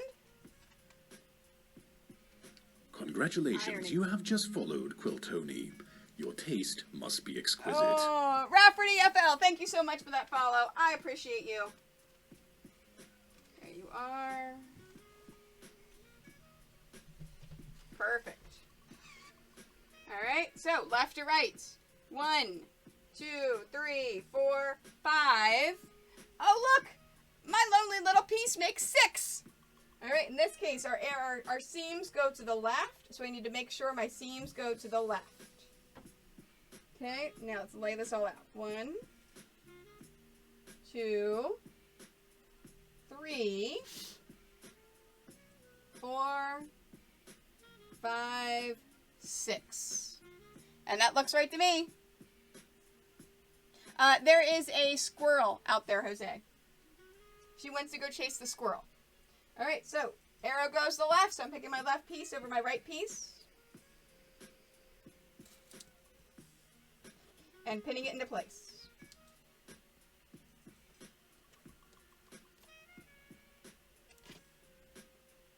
Left over right. And pinning it into place. Now remember, if you're part of my regular Twitch stream and not part of the Quilt Along, we are doing giveaways today, although we're not doing them today. All the giveaways that are triggered by today's stream, we're going to be doing Thursday evening. So Thursday from 5 to 8 Eastern is my next normal Twitch stream. We'll be doing all the giveaways from today's stream and Thursday's stream then.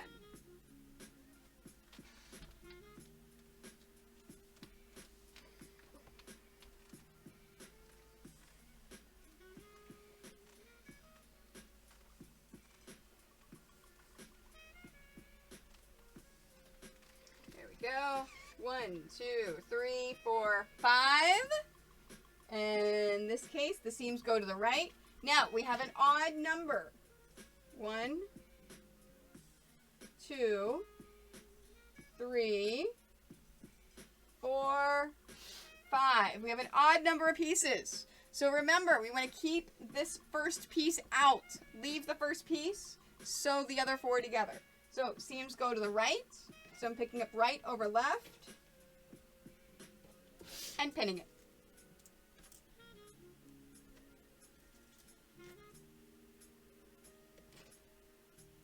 There you go, right over left.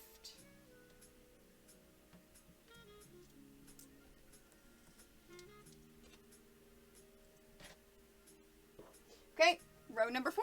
Or, no, not 4. 1, 2, yeah, whatever it is backwards.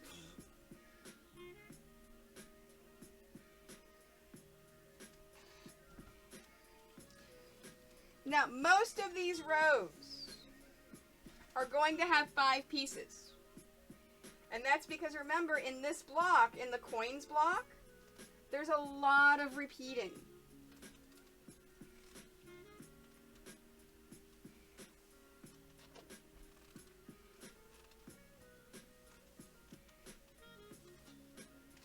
There we go.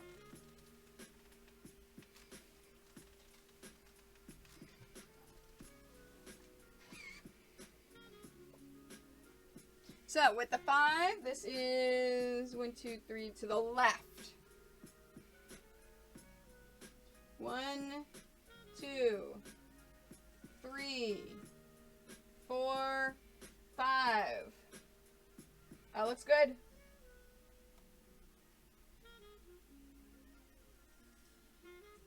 No. Yes. Yes, it looks good. Okay. So we're keeping the first one. And we're going to the left, so left over right, and pin it into place.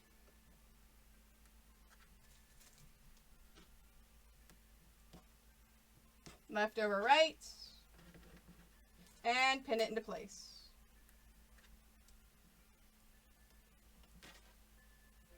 Okay, next. Yeah, it's pretty repetitive. Like, most of my patterns are repetitive, but the coins, is even more so. Like, there's a lot of repeating things that happen within the coins for both pinning, sewing, ironing, laying out.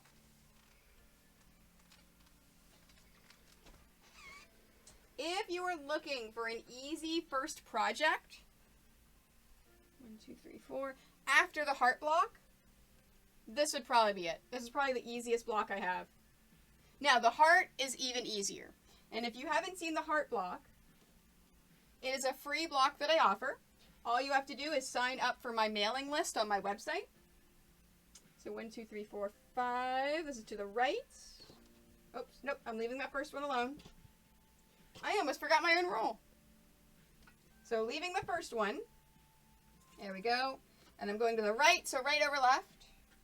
So if you go to my website, quiltoni.com, you'll notice at the bottom, this is also where you're getting these blocks for the quilt along. You'll notice at the bottom of the main page is a sign up for my mailing list, my email list. If you sign up for the email list, you get that free pattern. It gives you fabric requirements to use with Moda marbles. It's a super easy, fantastic pattern.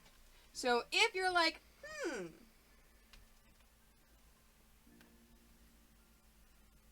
oh yeah, free pattern type, yes, exactly, Nikki. If you're like, hey, I really want to do one of Toni's patterns, but I've never quilted before, I don't know if I could do it, make the heart. How the heart is done is exactly how every single one of my patterns is. 1, 2, 3, 4, this is to the left. Oops. And I drop all my pieces. Left.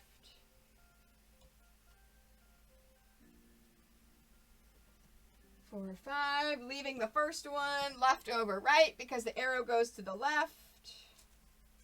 There we go.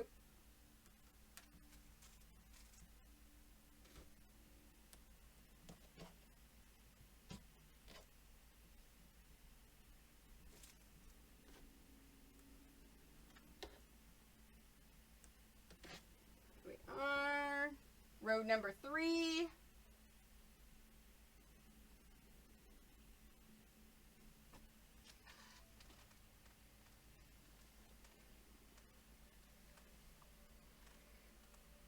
Now, so these colors I picked out, I actually worked very, very, very hard to make sure that these colors are good. And I spent some time with the Toscana line to make sure the fabrics would work for every single one of these blocks. Okay, this is going to the right. But also to make sure that the right colors were chosen, to make sure the right colors would pop. Okay, leaving the first one right over left.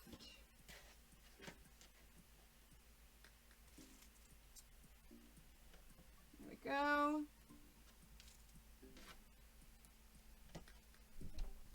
Right over left.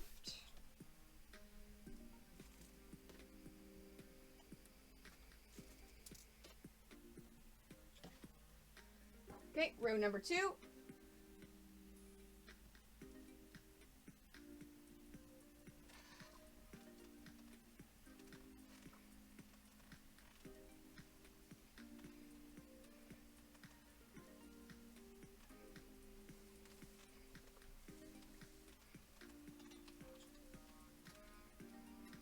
Yeah, this one I have 5, but remember I have that lonely little piece.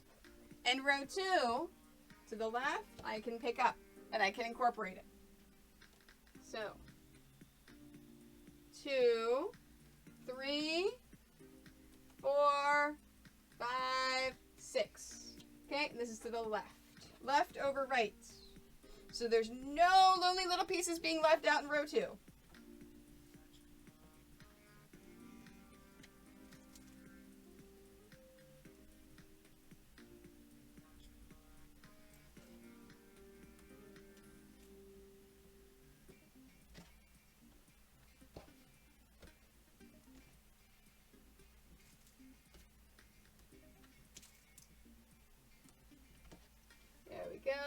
left over right.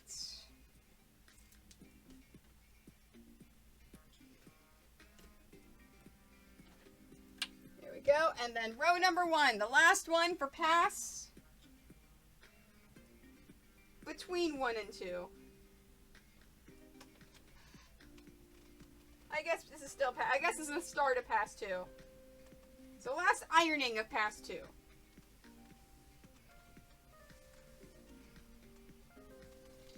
we go. And I have 5 pieces. This is going to the right. 2, 3, 4, 5. And then I leave that first one because of an odd number of pieces. And then right over left.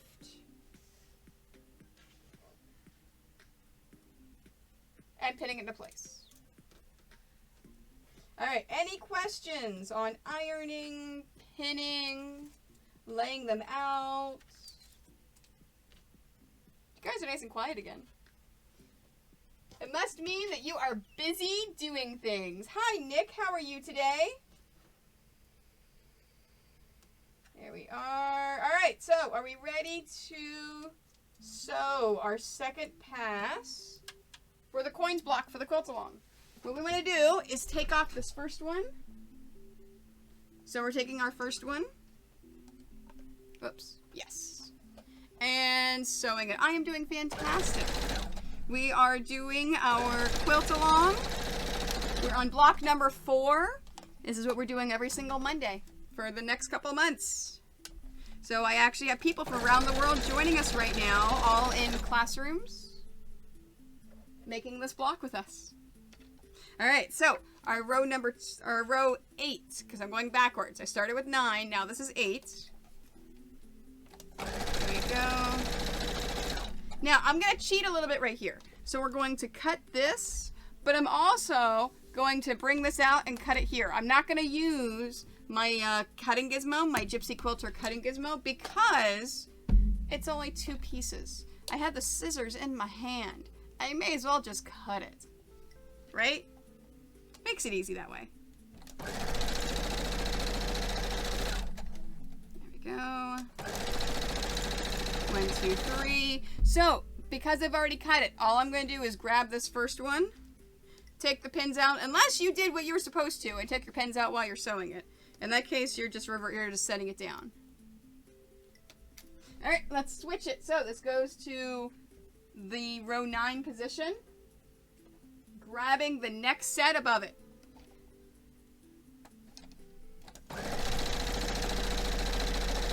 There we go. And I'm just going to go ahead and trim those 2 as well. Now remember, we're sewing these with a scant 1/4 inch. So you're just getting near that piece of metal right here for the 1/4 inch seam. You're not quite touching it. So the scant 1/4 inch gives you a perfect 1/4 inch after you iron it. Because you got to figure the bulk of the actual thread whenever you fold it over for ironing will take some of that up. Alright, set it down. Next. Oh, I know my allergy medicine's wearing off. When my nose starts to get itchy. It's always the same time every day. Alright. Separate that. Separate those.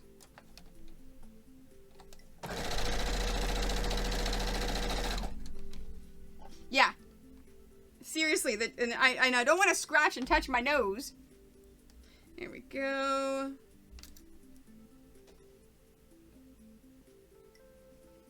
Now, when I go to iron these,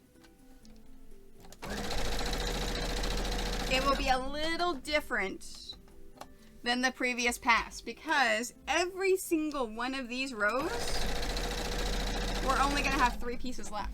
So what we're going to do is we're going to pin it on both sides. There we go.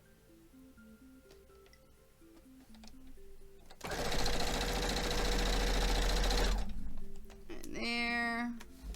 Perfect.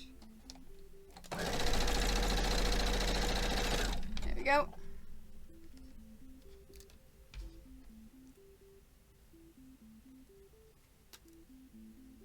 All right.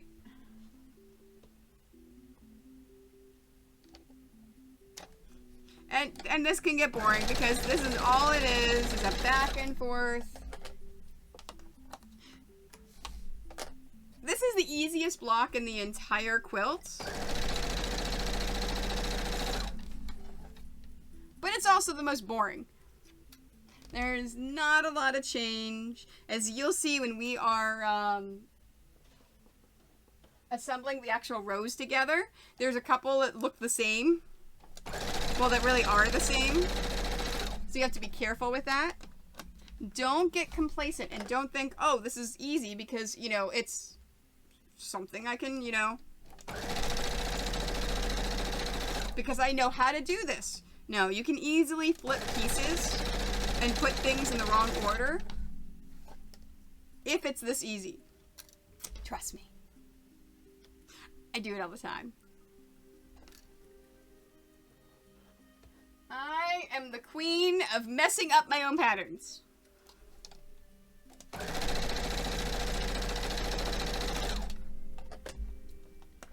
Alright, and then trim, trim. Because I do the same patterns over and over and over and over, it's very, very easy for me to mess them up.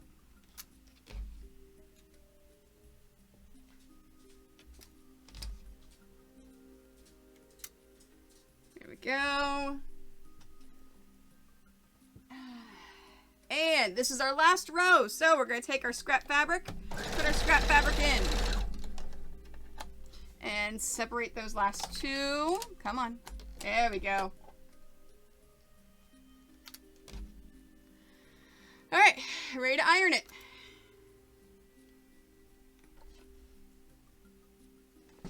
There we go. Alright, first one.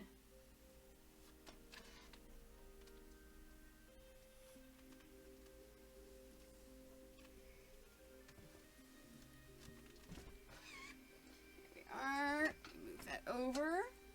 Hello, Mr. Marley. Would you like to go in the chair? Is that what you want? Okay. Marley wants to be the streamer. Yes, Capes, that's what I was saying at the beginning of the stream. Oh, that's right, you were streaming and you came in. No, this is the fastest block. We will do this this will be the shortest stream, the shortest block, because this is the easiest. I know, you're such a good boy. All right. So for this block, it looks like that for that row. So this is row number 9. So what you want to do is take off the left, flip it over the center, and pin it into place.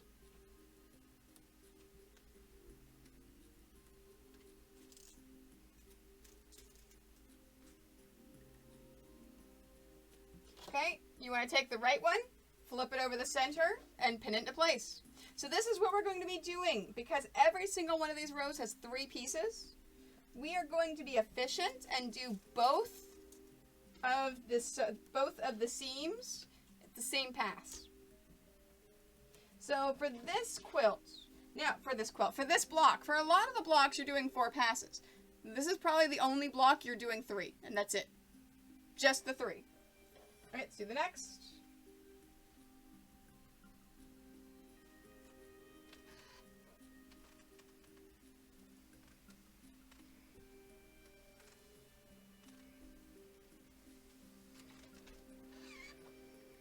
Here we are, and this is going to the left.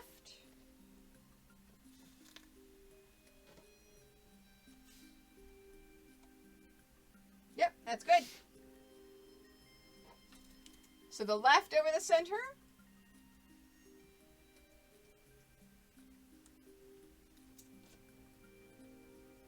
Okay, and then the right over the center.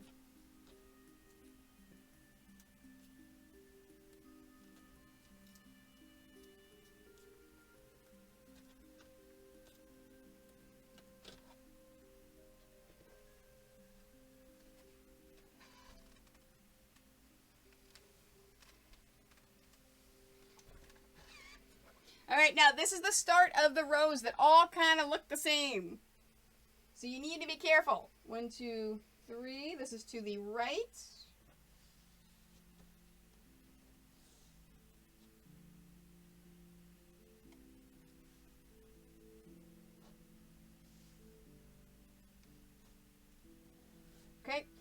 double checking, because remember, I screw up all the time. So I always like to double check to make sure it's good. Whoops. You know what's funny is we actually may end this one a whole hour early. Because this block is so simple.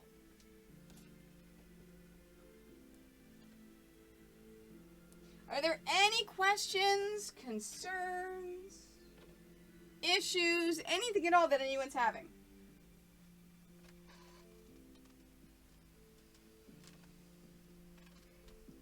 If you're watching on YouTube, feel free to ask questions in the comment area.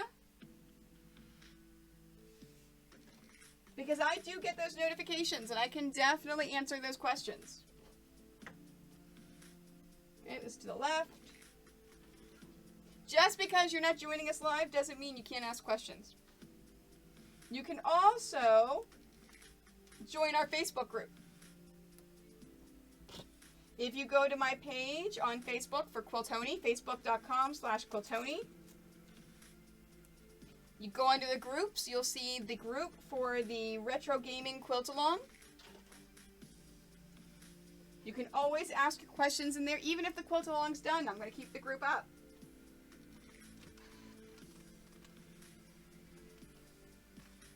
Because once this quilt along is finished, this pattern is going to be made available as an entire kit.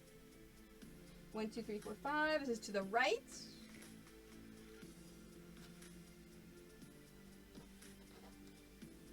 So whenever you purchase it, you'll be able to see the entire 12 blocks all at once.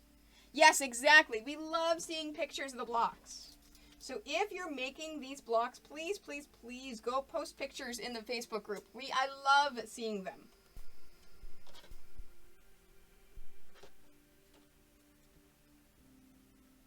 And remember, if you are in the Maryland area for the month of August, I will be teaching classes from Tomorrow's Treasures, which is in Crofton, Maryland. I will be down in the States. I'll actually be hanging out in Maryland between Gen Con and Dragon Con. So we'll be teaching from that studio. So if you would like to do these blocks with me in person from that studio, they are free. Free classes. All you have to do is purchase the fabric from Tomorrow's Treasures and show up for class. It will be up to you if you want to be on the Twitch stream or not. You do not have to be shown on the Twitch stream if you do not want to.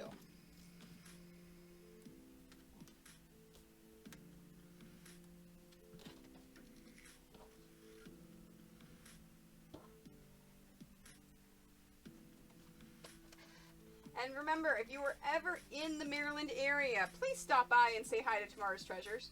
They are an amazing, fantastic quilt shop, and the reason why I quilt. All right, to the right. Good night, Niku. Thank you so much for being here.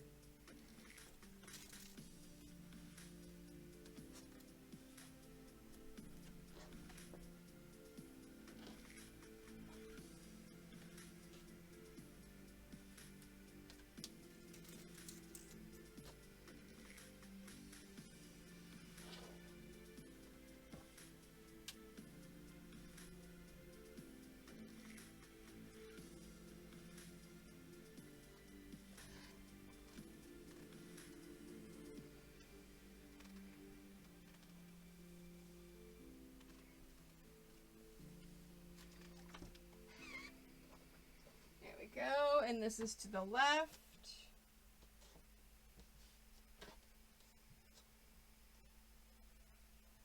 Okay, looks good.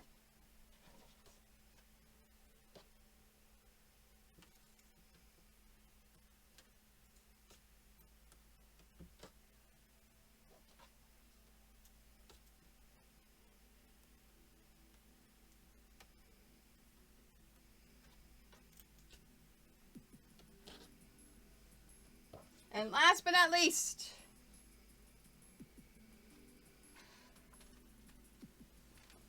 now after we're done sewing these rows, the next step is going to be to combine these rows together.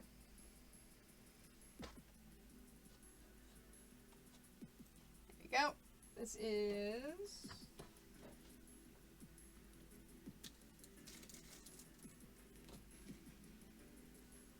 Jan Bear.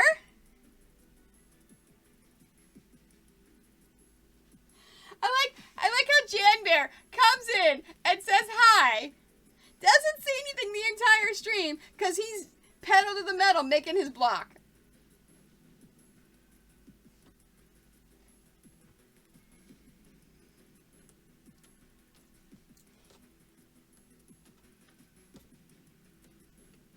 It's not a race.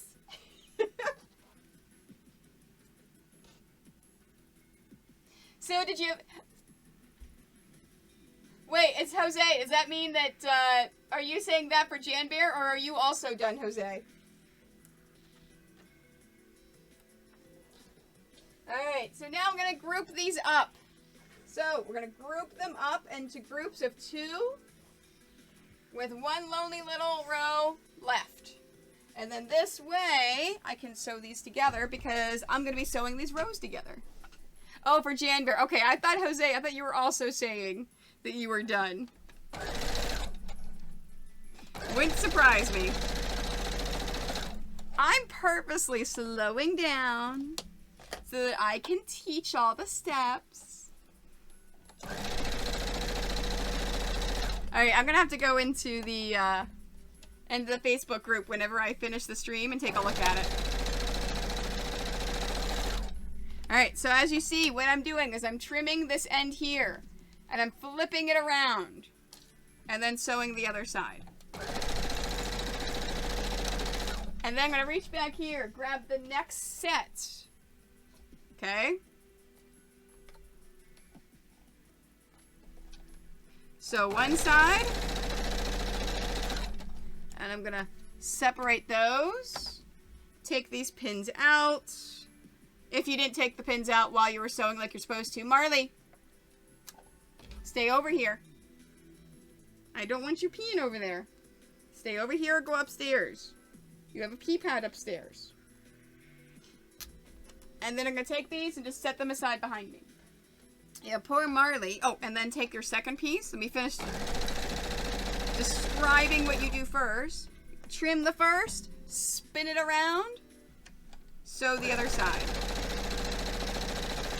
Trim. Spin. And sew. So Marley was a rescue from a puppy mill. He was a puppy mill stud for many, many, many years. And we still have problems with potty training with him.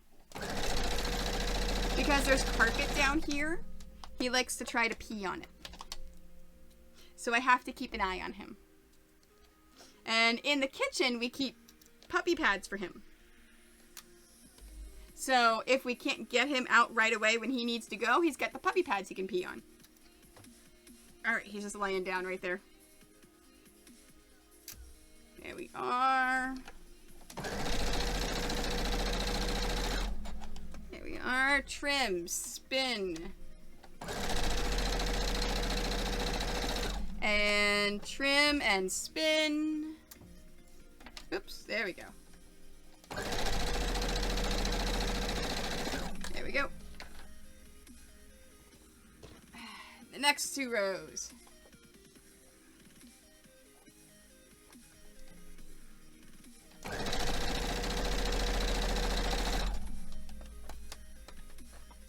Come on. There you go.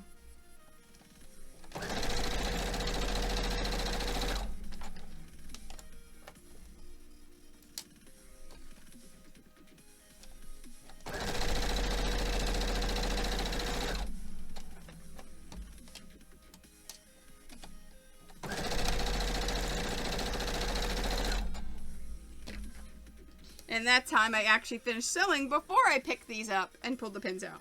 Either way is fine. There we go. Alright, now our last row. Let's sew that. Finish these. Now I'm going to leave this in here. I I'm not going to sew that one out because remember, that one doesn't have a pair with it. And you'll see what I'm going to do when I start combining. Okay. Let's iron and combine. Let's see how this looks. Now, in order to sew these correctly, I want to make sure that my seams are pointing down. See how my seams are pointing down? So make sure these seams are going this way. They're going down. Because in that way, as I do this, I know I'm sewing it the correct way. Okay, so in this case, there we go. Seams are down. And then now they go up. There we are. Oops.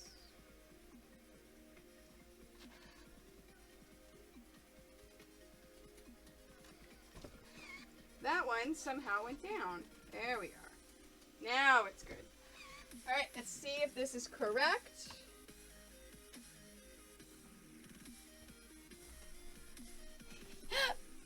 Jan Bear.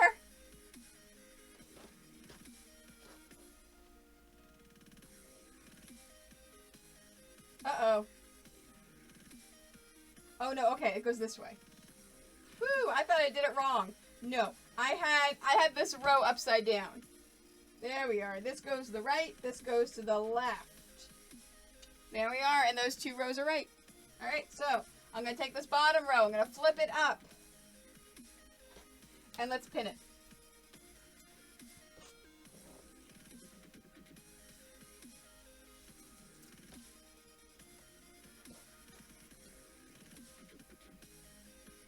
Now, for anyone at home, if you don't know who Jan Bear is, he is a professional quilter, by the way. So if you are nowhere near done with your quilt block, it is perfectly okay.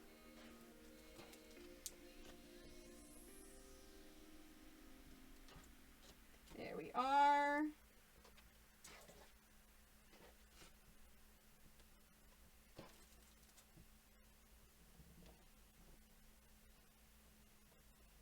There we go.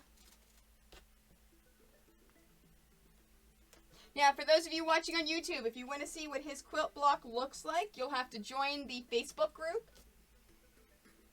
in order to see. Okay, let's do here. Now, what I'm doing, and I just realized I just started doing it without explaining it. What I'm doing is I'm searching for the seams that line up. So in case, like right here, I have the top one is going to the right, the bottom one is going to the left, and I'm making sure that those seams nest. So I'm taking these two seams and I'm butting them up right against each other and putting a pin in it. And then I'm going back and putting a pin in all of the other seams, because whenever you sew it, you don't want those seams to flip. If those seams flip, it could cause extra bulk within your quilt top that would make it harder for quilting. There we go. All right, so this one's good. All right, that one, put that one right there.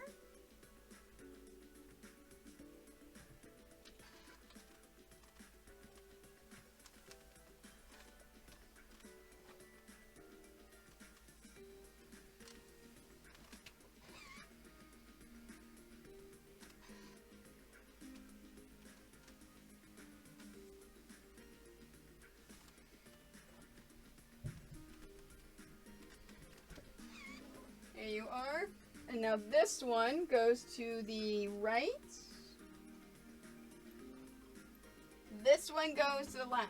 Now, it looks like they're all the same at this point.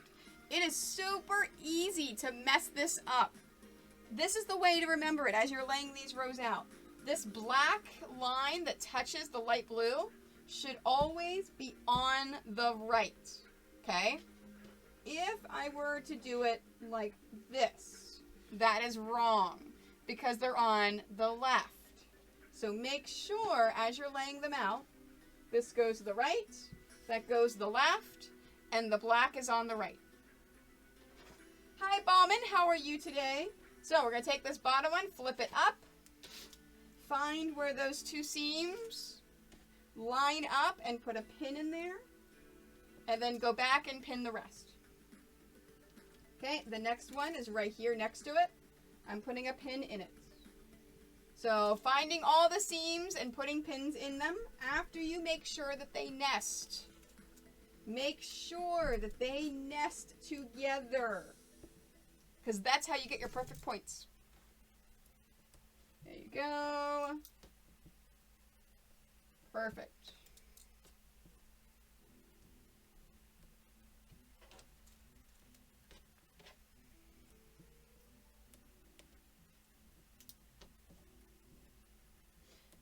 Now, after I finish this row, you think the first inclination is to group it with this first one, right?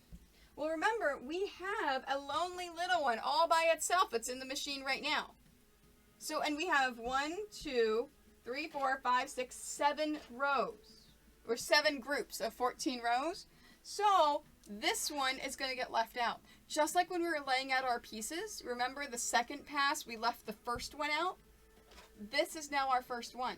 So I'm not going to sew this with another piece. I'm just going to leave it here for right now. Let me finish this. I'm actually, you know what? I'm actually going to take this and I'm going to set it right there. That way it's out of my way for when I'm pinning it. And I don't have to worry about it.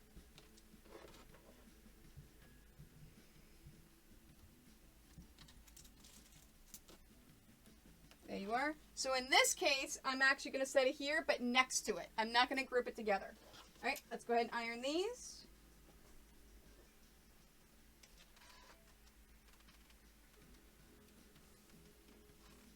Oh, I need more water. My water's getting low in my steam.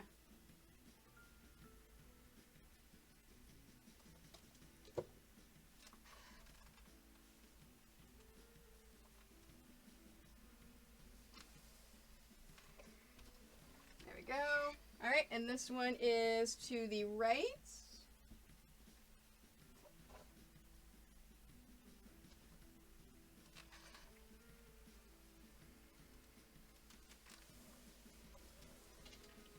Okay, and this one's to the left. Same thing. Looks like the exact same thing as the previous one, because it is. All right, taking the bottom, flipping it up, and pinning into place.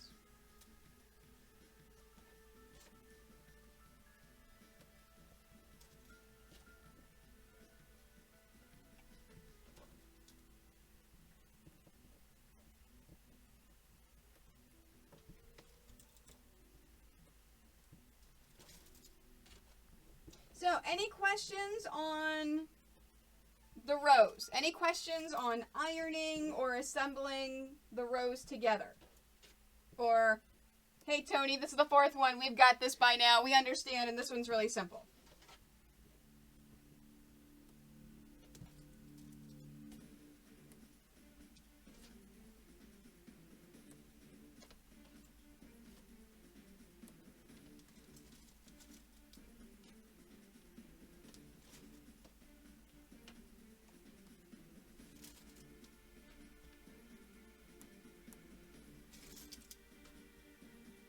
Alright, now we're taking this, we're going to group it up with the one before it.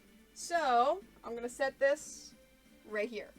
So these two are going to get sewn together because the next step is going to get them pinned together. Alright, last grouping.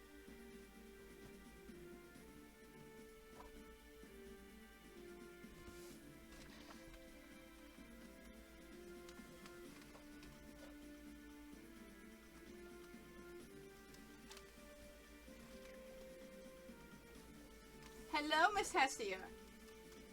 Did you miss us? Alright, this one goes to the right. And this one goes to the left. Thank you very much for knocking that over. Oh, cat. I know. Alright, so this is row number 2.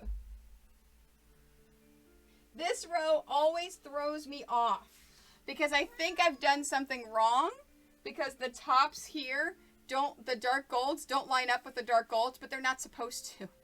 But every single time I make this block, I look at it and go, hold on, is this right? Yes, it's right. All right, flip it and pin it.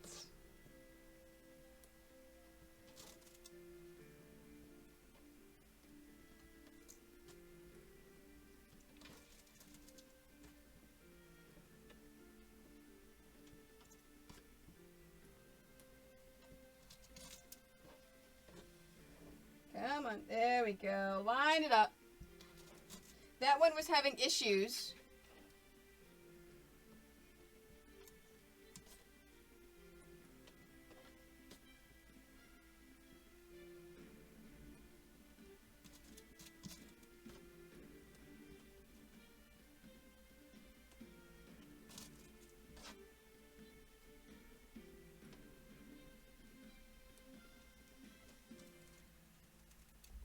Go. There we are. For some reason, I'm having issues getting them lined up, right? It's taking a little extra today. Today's just a little extra.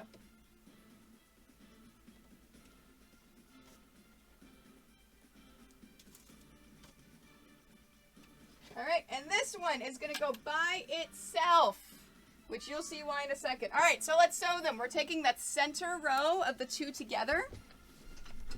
Please do not attack me. Hi. I know. Please don't attack me. Please don't attack me. Please don't attack me.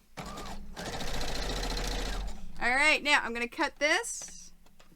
Remember, I still have to sew the other side. So I'm going to take the pins out for the side that I sewed. And I'm going to take this and combine it with this one right here. Because these two are going to get sewn together. Okay? Everyone's got that? No questions on that? Alright. Let's sew these rows. I know. Whoops. I hit a pin and broke my thread. It happens. It happens. Well, my pin's at least still straight. Alright, let's rethread it.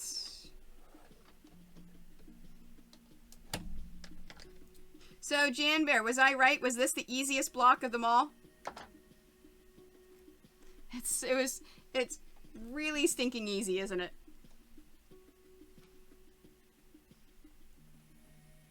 Now, if you want to get your hands on just this block without the others, you will have to do so before the end of September. Because the beginning of October, we're going to be combining all of the blocks together, and you can only get it together as a set. If you want to buy just the individuals, this is the only time you can do it.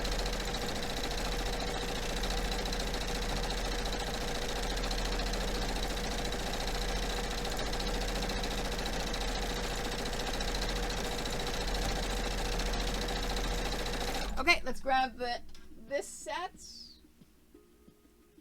So we have the other side.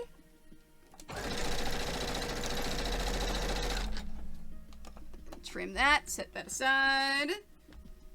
And then this one.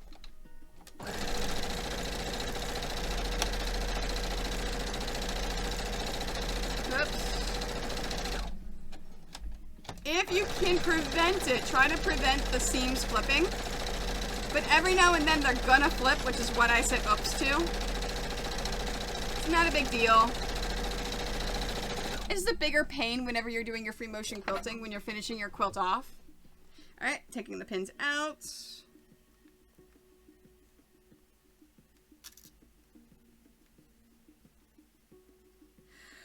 Whew. Oh, excuse me, man. I am yawning. I apologize. Alright, there's that one.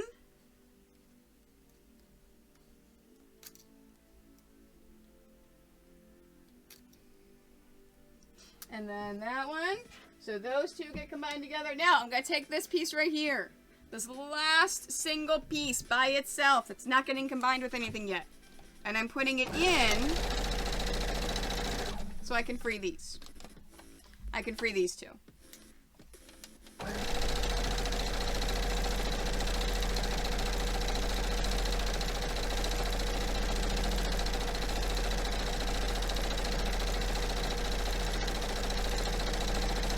There we go. All right, let's take our pins out of here. And then we'll iron our rows and combine them together. Now, when you're ironing the rows, after you've sewn your rows together, it does not make a difference which way you iron it. You can iron your seams to one side, the other. You can even iron them open if you really want to.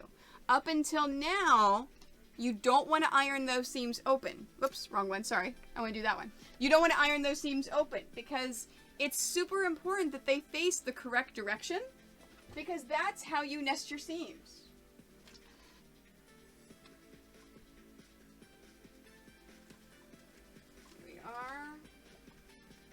And that is how you get perfect points. If you iron your seams open the entire time, all you're doing is doing the same exact bulk as if one goes one way and another goes another way, because if they both go open, you're stacking them both on top of each other. It's the same exact bulk.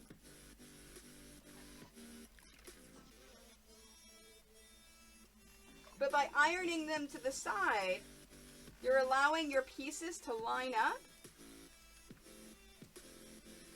so that you get those perfect points. Just like that. Oops.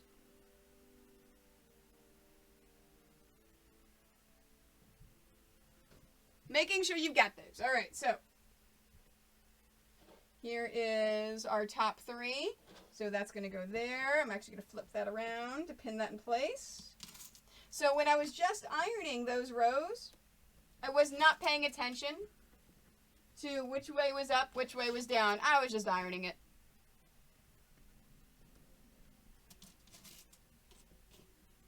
All right, I know everyone's working hard, trying to get their blocks done, but or spinning for the Tour de France. But any questions, concerns? Just seems like we got a lot less questions this week, and I know it's because this block is super easy.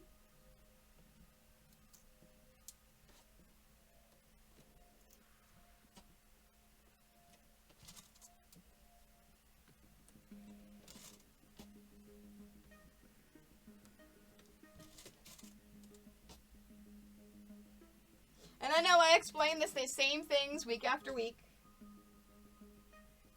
And you're mastering it. You've got it.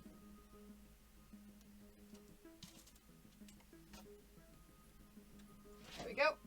I'm going to set that right there. And now these two.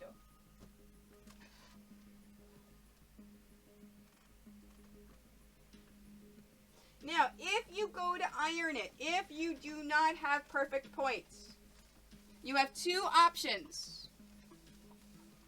Option number one is use your seam ripper, take it all out, and redo it. Option number two is say, it's fine. This is perfectly fine. Because there's a 3-foot rule. Stand back 3 feet. If you don't immediately see it, you're not going to see it. Remember those perfect points I showed you last time? That one is so far off. It's hard to show you. Here, let me show you in this camera. See that? See how far off that is? So that is not a perfect one at all. Okay? Can you see it? 3-foot rule. This is how the 3-foot rule works. Can you see that? Or does that look like it's a straight line? I mean, that looks like it's a straight line to me. So you know what? It's fine. No one's going to see it. 3-foot rule, people. Yeah.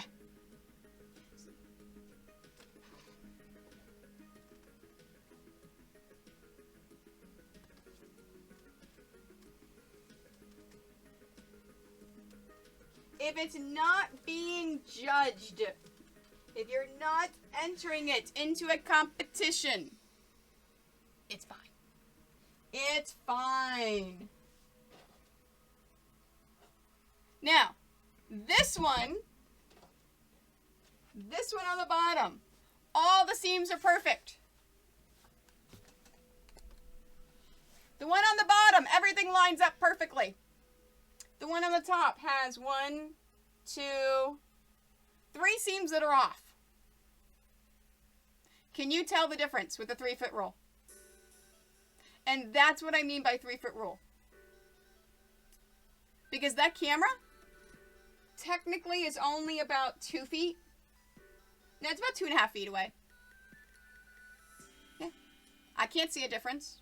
And I'm looking at my screen. I look down, I'm only a foot away. Oh, I could see a difference. But I look in the camera, I don't see a difference. So the camera's 3 foot. So that's another thing to keep in mind as well. If you are having problems with stepping away 3 feet, put a camera on it and look at the camera screen and see if you can see it then. Because that's what other people are going to see when they look at it. All right, we're going down the home stretch. We are down to 3 rows. I am pinning our 3rd row.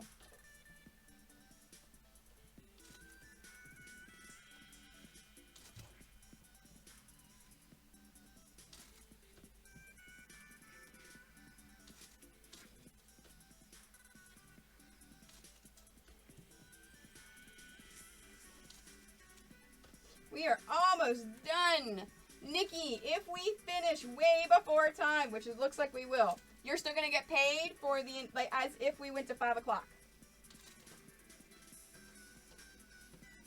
Thank you for so much, by the way. Everyone say thank you to Nikki for doing this a 2nd week all on her own, so Geeky Quilter can get married and enjoy his wedding. Thank you very much, Nikki. You're amazing.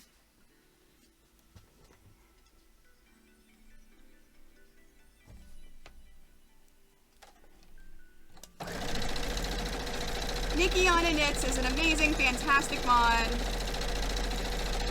that I met when she took a class from me at Gen Con last year. Speaking of, if you're watching this video before the 1st weekend of August 2019, I will be teaching English paper piecing classes at Gen Con. So if you're going to Gen Con, you can sign up for my classes. It is under my studio name with my business partner, which is Craft Hackers. So Google Craft Hackers or English paper piecing. Either one, we're going to bring up my classes. All right, so we have our 3 pieces here. So now, Jose, let's put in our scrap fabric and take our pins out.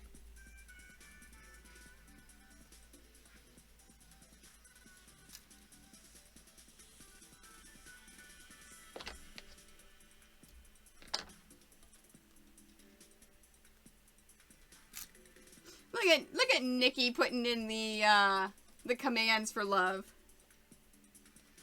And that love command, everyone, is open to everyone. It's not just for mods. So how it works is exclamation love, and then what do you want the love command to say? Who do you want it to love? I love you, what? Aw, thanks, Nikki. And that's what it's gonna say.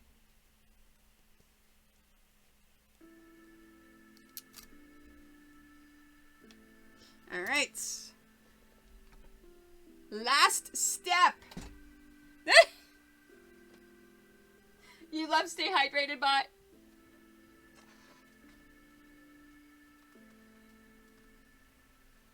I mean, it does keep me hydrated.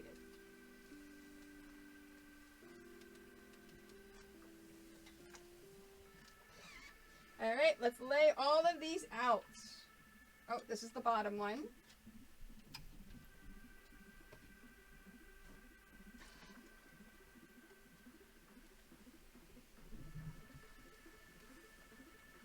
Now remember, the black next to the blue goes on the right.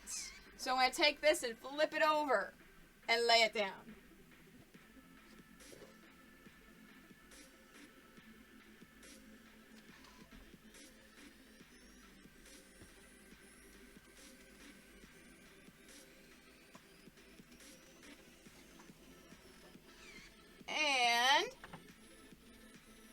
There's our coins. Look at that. Alright, so, same thing. Remember when we were doing our rows, we were taking our left and our right and putting it over the middle pieces. We are doing the exact same thing here. Let's take our bottom. Let's flip it up over that middle and pin that into place. Guys, we are almost done with our block. After we finish these last two combinations, so that our block is finished, we are going to square it up and that's it. And then we will be done. Done, done, done with block number 4 of our quilt along.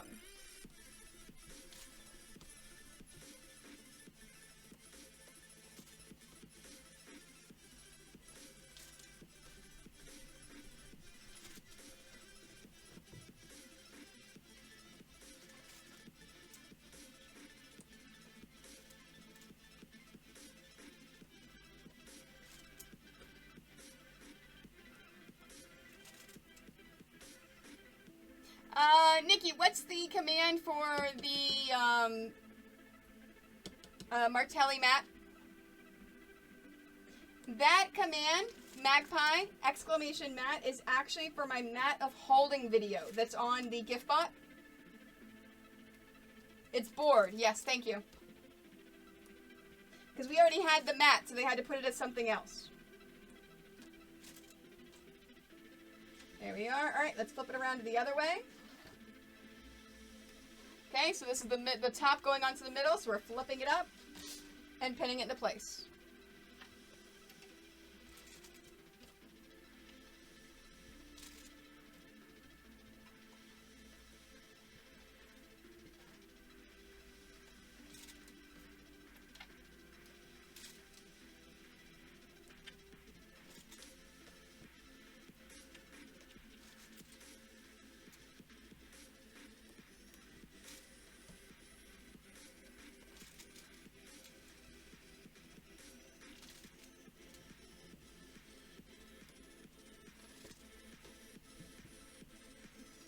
Go, almost finished. 3 left. 3, 2, 1.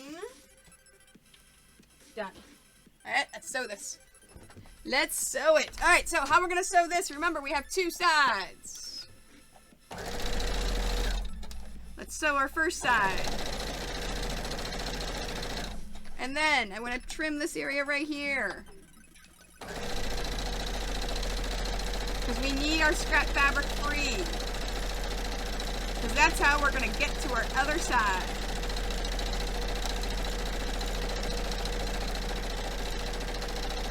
Alright, we've done our first side. Let's put our scrap fabric back in there. And flip it around to the other side.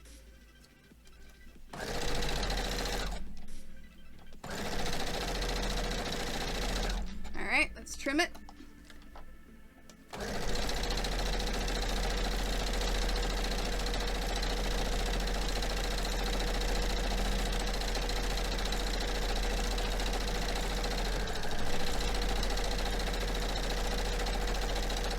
There we are. And scrap fabric. And we're done. Let me take my pins out. We will do our final ironing. And we are done with block number 4. All we have to do then is square it up, and it's finished.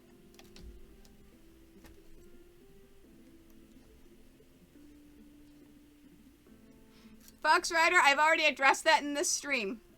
I said numerous times earlier, no, you are not supposed to sew over pins, but I do. Do as I say, not as I do. Alright, let's iron this open.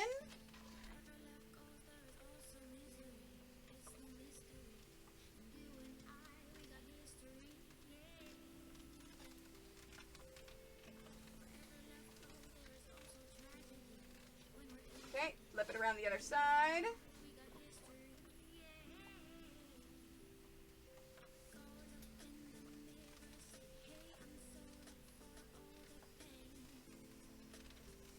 There we are. Now, before I square it up, I'm going to double check to make sure all my seams are laying flat. Yes. because that's going to affect your block laying flat. So we want to make sure our block is nice and laid flat for this.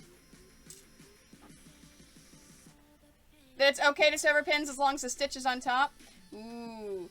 No, actually the reason why you don't want to sew over your pins is if you hit a pin, mama, you can actually break your needle and you can set the timing off on your machine.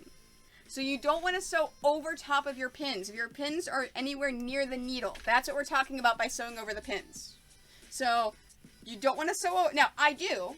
That's how I learned, and I'm going to continue to sew over them for the rest of my life.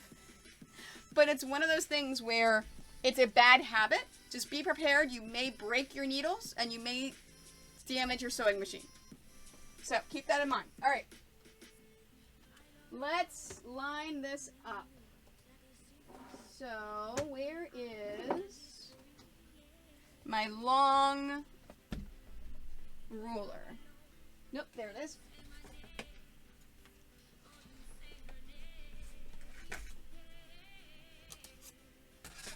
There's my long ruler.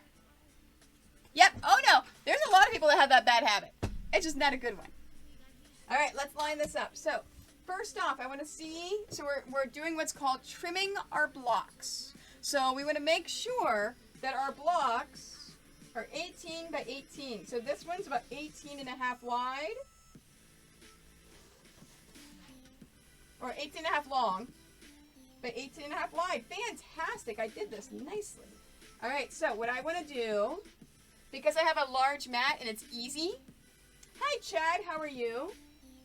It's easy to line this up. I actually want to find the straightest seam that I have, which is this one right here. And I want to line that up along, starting from end to end. I want to line it up with two of my lines to make sure it's straight. There we go. And then I'm centering it with it between the 0 and the 18. Alright, and then let's trim it. So I'm lining this up along the 18. It is so much easier to do this on a large cutting mat. I am seriously considering bringing this large cutting mat with me when I go to the States.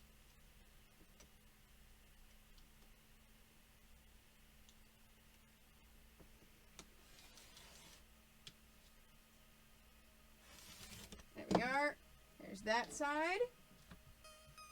And now, I don't want to cut over here. I want to take this and flip this. So, same thing. Find a straight, line that up. And then I'm lining this up perfectly on the left. And then trimming it on the right along the 18. Now, if you have a ruler that's an 18-inch square up, fantastic. I've never seen one. I don't have one. To me, this is the easiest way to do it.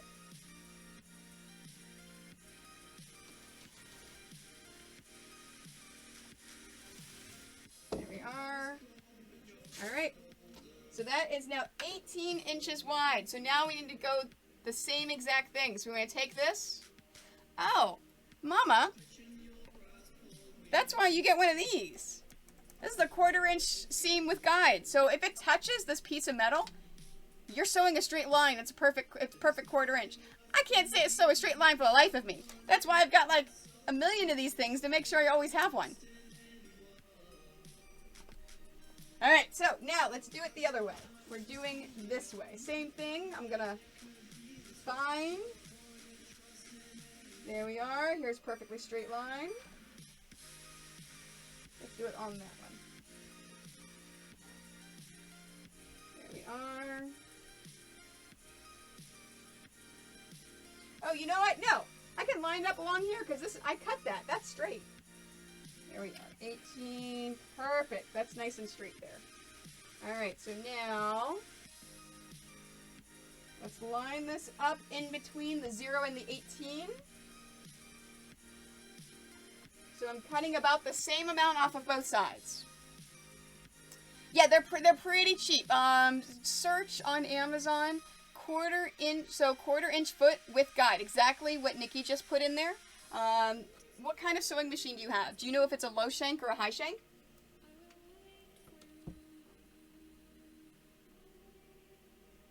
There you are. So let's trim.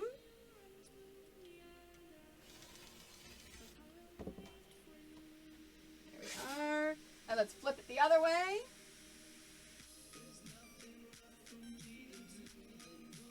Perfect. Look at that. Look at that lined up perfectly. Yeah, what brand is it?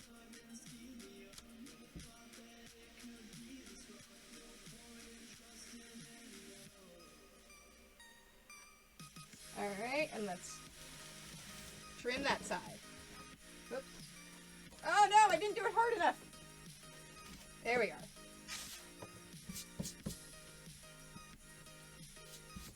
Perfect.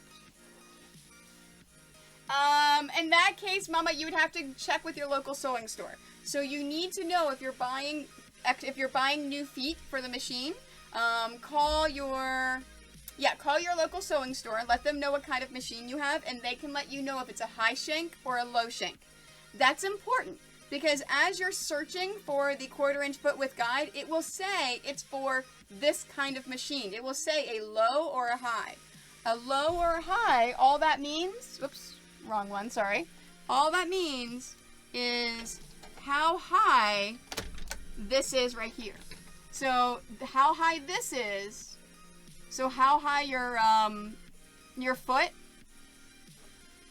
from your area right here, that's what the low or the high means. This is a low shank machine. All right, let's take a look at my block. That's done. And it's nice and squared up. Look at that perfect 18-inch square. There's our coins block. All right, any last minute questions on the block? I will be back Thursday evening is the next stream. Thursday evening from 5 to 8 p.m. If you have any questions on anything else that's not block related, we're going to talk about stuff then. All the giveaways from this stream, we'll be doing it Thursday evening as well, 5 to 8 p.m. Eastern. And yeah. Oh, Magpie, don't buy me any blades. I have about 50 blades. I'm good on blades. So I'm fine on that though. Thank you. I appreciate the thought. Actually, you know what? I take that back. I could use some more really small blades. What are the really small ones? The really small ones are the 60, right? I use those for English paper piecing. Oh, for yourself, I was gonna say. These are 45s. So this is the Martelli cutter. This is the 45. If you do exclamation cutter, you'll actually get the information. It'll tell you if it's it'll tell you all the information about it and what it is. 14, that's right, 14 millimeter. Yep. So, thanks guys. Thanks for being here. I super appreciate it. So, like I said, I will be back Thursday evening. At that point, any questions you have that are not quilt along related, ask at that point. We'll have those discussions. But yeah, I think we're done. So remember, if you're not finished, you can watch this on YouTube tomorrow, or you can go back and rewatch us on Twitch. It is completely up to you. But either way, we'll be back with our next block. I'm excited for the next block, guys. You know what the next block is? It's inspired by Metroid. I think the next one may be my favorite block. Like, I'm super, super excited for it. I'm very excited for it. All right, so next week we're going to be streaming same exact time, same exact place from 1 to 5 p.m. Eastern. Make sure you pop in. But if you just want to hang out with me on Alien Parasite, that's the name of it. If you want to hang out with me, Thursday's the next time I'll be on. So I'm going to go find someone to raid. Please stick around. Help us raid someone. Help us spread some love. And I'll see you Thursday.